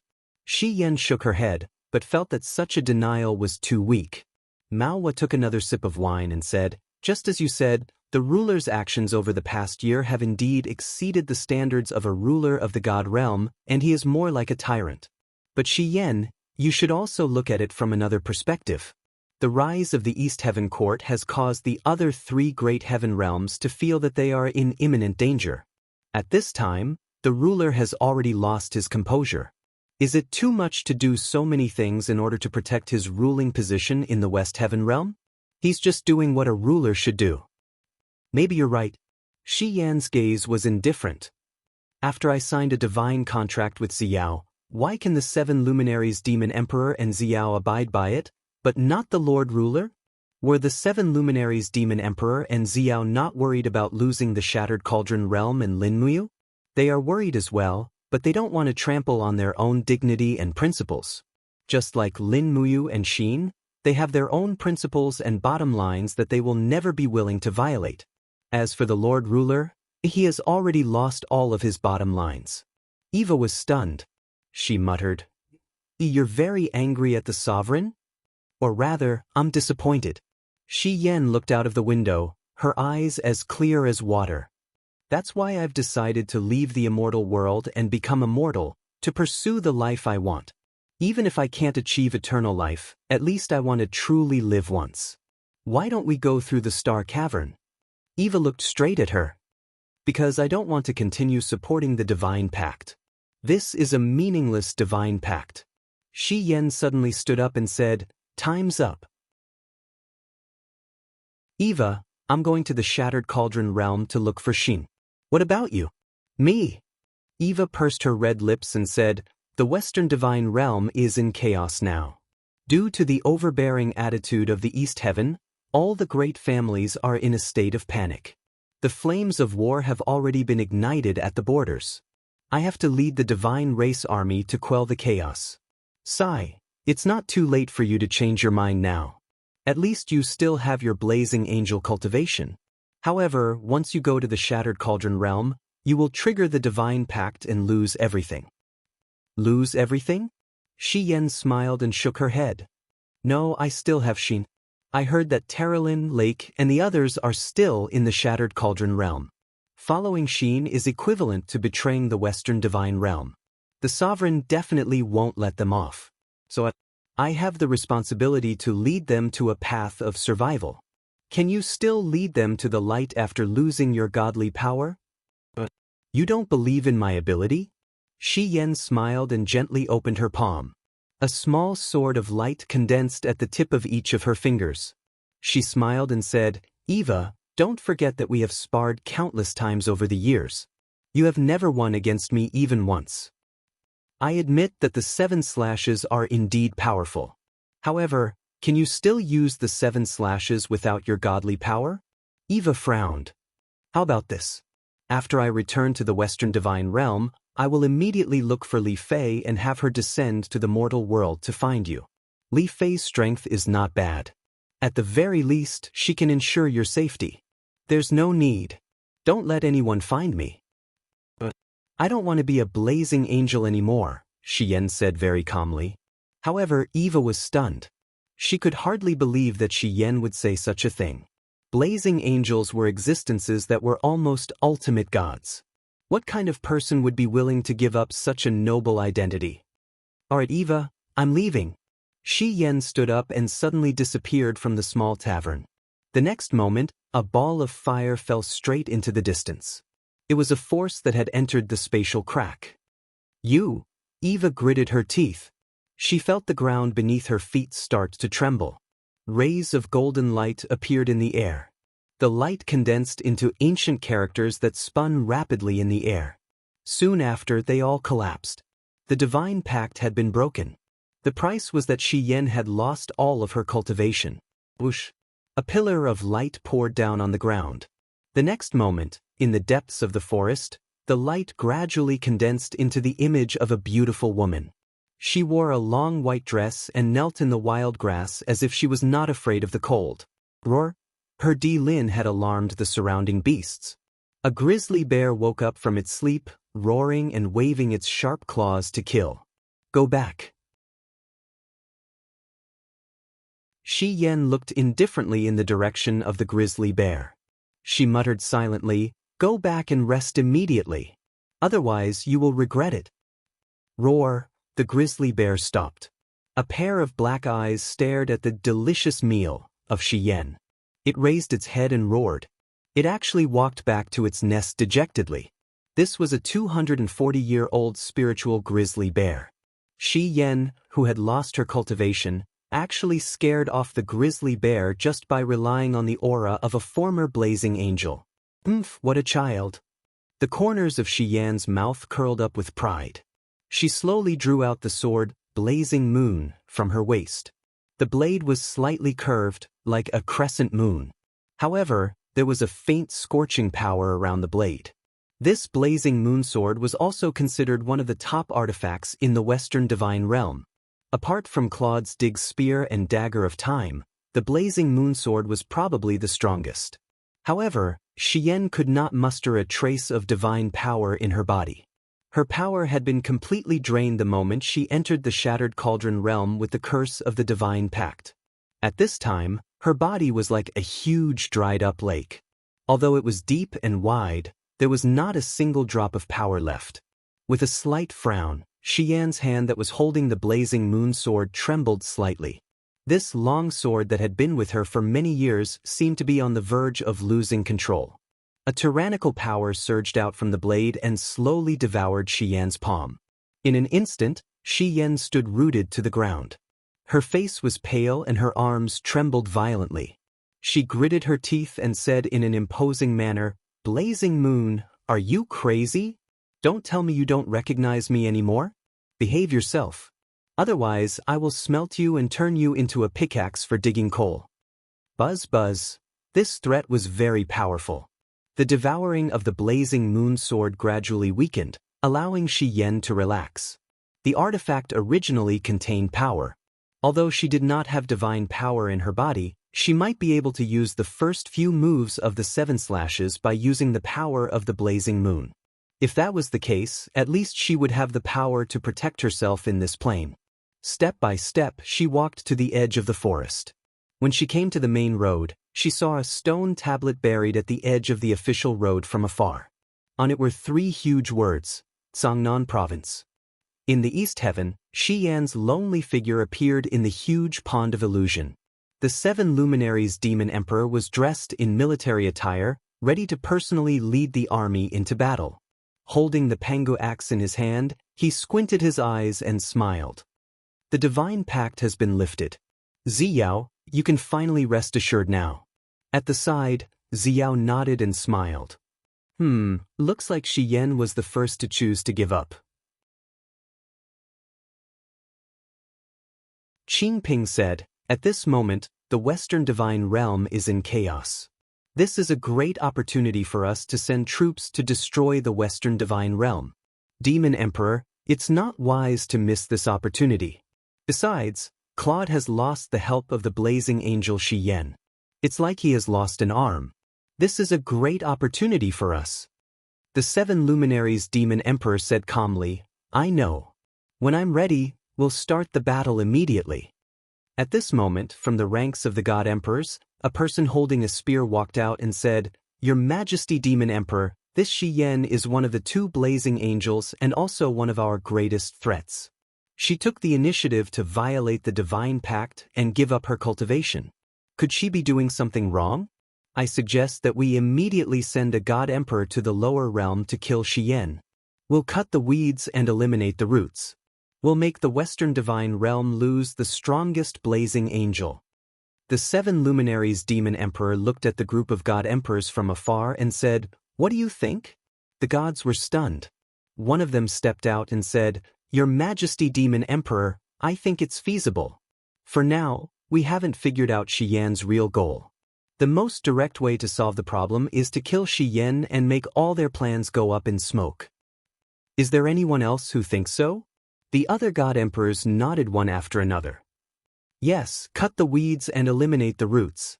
Ziyao frowned slightly and looked at the 7 luminaries' demon emperor, but she didn't say anything. The 7 luminaries' demon emperor slowly sat on the god king's seat and pointed at the crowd. He scolded while spitting saliva. "That's why I said you are rookies who have been cultivating for thousands of years and haven't improved. Do you know why? Your mental state is too weak. We are gods. We should be thinking about creating the world and taking pity on all living things. But all you think about is fighting and killing all day long. When will you ever reach the 99 God Emperor realm?" The gods trembled with fear. None of them dared to say anything. The 7 luminaries' demon emperor had an arrogant look on his face. "Don't talk nonsense with me. Immediately prepare to attack the Western Divine Realm. Also, Ziyao, you don't have to go to war. Just watch over the Shattered Cauldron realm and inform me immediately if there are any strange movements. Yes, Demon Emperor. Ziyao smiled happily. What about Xian? Protect her well. If she encounters any danger, go to the lower realm at any time. The 7 luminaries Demon Emperor nodded and looked at the simple patterns on the floor. He said, no matter what, she is Yu Yu's sister-in-law. If anything happens to Xian, I won't be able to face it.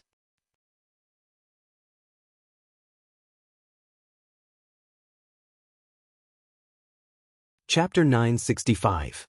December 11th, Forest of No Return, Heavy Snow. The roads in the Forest of No Return were rugged. Only one of the mountain roads was relatively flat and could still be used to transport supplies. This road was called the Coiled Snake Road and was extremely winding. At this time, the Coiled Snake Road was covered by heavy snow, but from afar, one could see that the Celestial Empire's grain transport team had a lot of people. There were at least 5,000 of them.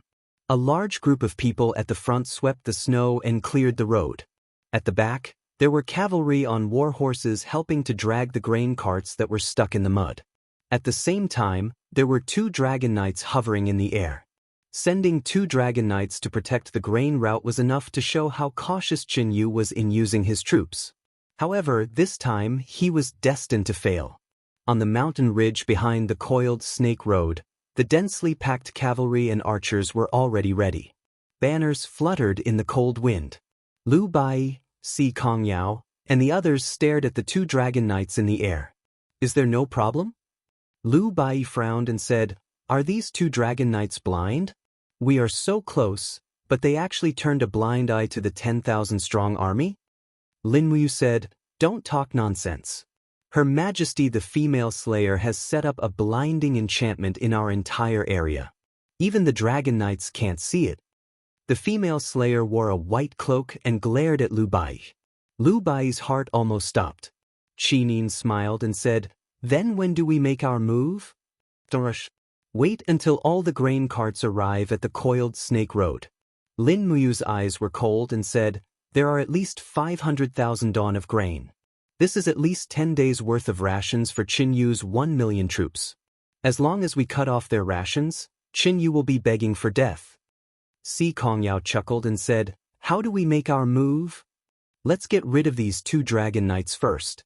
Lin Muyu squinted at the sky and said, in a while, Xiao Yin and I will go up together. Each of us will kill one of them before they release the wolf falcons. Xiao Shi will lead Bai and Yao to attack from the ground. Remember, leave some alive and try to ensure that their armor is intact. But Lu Bai asked. Lin Muyu looked at him as if he was an idiot and said, tell me, what are we doing now? Intercept their rations. But there's nothing else. Lin Muyu face-bombed. Bai, you idiot, you're thinking of killing 2 birds with 1 stone. Don't forget that Jianghu has at least 1 million dawn of grain in Lanhe County, 10 miles east of Eastcom City. If we don't burn down the Lanhe County granary, I'm afraid Jianghu will be able to hold on for a while. We'll change into the Celestial Empire's grain carts here and sneak into Lanhe County's granary. Only then can we burn down Jianghu's last hope. I understand. Lu Bai cupped his fists and said, Lin General is truly smart. This is just the basic strategy for marching troops. Read more when you have time. 30 minutes later, the operation began. The drums on the mountains sounded in unison. Swoosh, swoosh. 2 beams of light shot into the sky. Lin Muyu's Shenyuan sword had already been unsheathed, and the blade slashed straight at the Dragon Knight on the left. Chaotic light. The Dragon Knight hurriedly pulled out his sword to block. But how could he block it? Lin Muyu's sword borrowed the power of the mountains and broke the Dragon Knight's sword with great force. The Shenyuan sword cut into the Dragon Knight's armor with unstoppable force, and blood splattered everywhere. In just an instant, the Dragon Knight, who had the cultivation of the 15th level of Grotto Heaven, was killed. In another direction, Qin Yin's stellar sword had also killed another Dragon Knight. The first strike of Xian's 7 slashes, split, was extremely lethal. On the ground, the sounds of killing rang out. Tang Xiaoxi turned into a fiery light and shuttled through the crowd of the grain carts. She held the Dig's spear in her hand, and the tip of the spear turned into fiery light as it flew out continuously. This allowed the Bai Zhe mercenaries to seize absolute dominance on the battlefield with almost no losses. In less than 10 minutes, more than half of the 5,000 grain carts of the Celestial Empire were killed. The remaining 1,000 or so surrendered. Their fighting spirit didn't seem to be very strong. Under Lin Muyu's orders, the Bai Zhe mercenaries imprisoned these 1,000 cavalrymen, and Liu Bai selected 1,000 elites. They put on the clothes of the grain carts and escorted the grain carts to Lanhe County. Watching the grain carts leave, Liu Bai sighed. I taught these 1,000 people personally. Lin General, do you think they can come back alive? Most of them can't. Lin Muyu said. Liu Bai's heart turned cold. But Lin General, you told them that as long as they burn the granary, they can enter the stables, steal the war horses, and escape. If I didn't say that, they definitely wouldn't be willing to go. Lin Muyu exhaled a breath of hot air and rubbed her cold palms. I can only give them hope and let them complete this impossible task. What kind of person is Qin Yu? He's good at scheming. His granary will definitely be heavily guarded. Even if they go in, it will be very difficult to get out. But Liu Bai was stunned.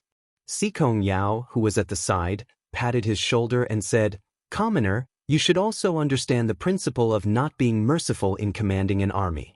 You can't bear to let the officers and soldiers throw away their lives. This is the reason why you are qualified to be a general, but Big Brother you can do this. This is the reason why he is qualified to be a marshal. If even he is as indecisive as you, then this battle has already been lost. Lin Muyu was silent. She quietly turned around and sat on a rock. She didn't even sweep away the snow on the rock. Are you all right? Qin Yin quietly accompanied her. I'm fine. Lin Muyu raised her head to look at her and smiled. I can overcome this mentality. Over the years, tens of thousands of people have died for me, but I know that what I'm doing is right. Only by doing this can fewer people die. Only by doing this can the world be unified. The female murderer nodded her head in approval. Liu Bai seemed to think for a long time. Then what do we do now? Continue to seal off the Celestial Empire's grain routes, mine stones, and build fortresses along their retreat routes. Lin Muyu stood up and said, Since we've already formed an alliance with the demonic spirit race, we can't lead the Celestial Empire's army into the forest of no return. I want Qin Yu's defeated army to return through the Blackstone Empire and have them fight the Blackstone Empire again. Liu Bai stood there in a daze. At this moment he finally understood what war was. War was death and slaughter. It was all about schemes and strategies regardless of the cost. Yes, this subordinate understands. When he looked at Lin Muyu again, there was more respect in his eyes. Perhaps it was as Si Kongyao had said, he had too many things to learn from Lin Muyu. On the 15th day, the Lanhe County's granary caught fire. Chen Yu immediately led 30,000 soldiers to extinguish the fire. After a day and a night, the fire was extinguished. However, the granary had turned into ruins in the middle of the night. Dust from the burning of the grains fell from the sky, covering every corner of the Lanhe County. It made people feel despair. Rustle, rustle, rustle, Qin Yu's battle boots stepped on the muddy ground. He was dressed in a golden military uniform.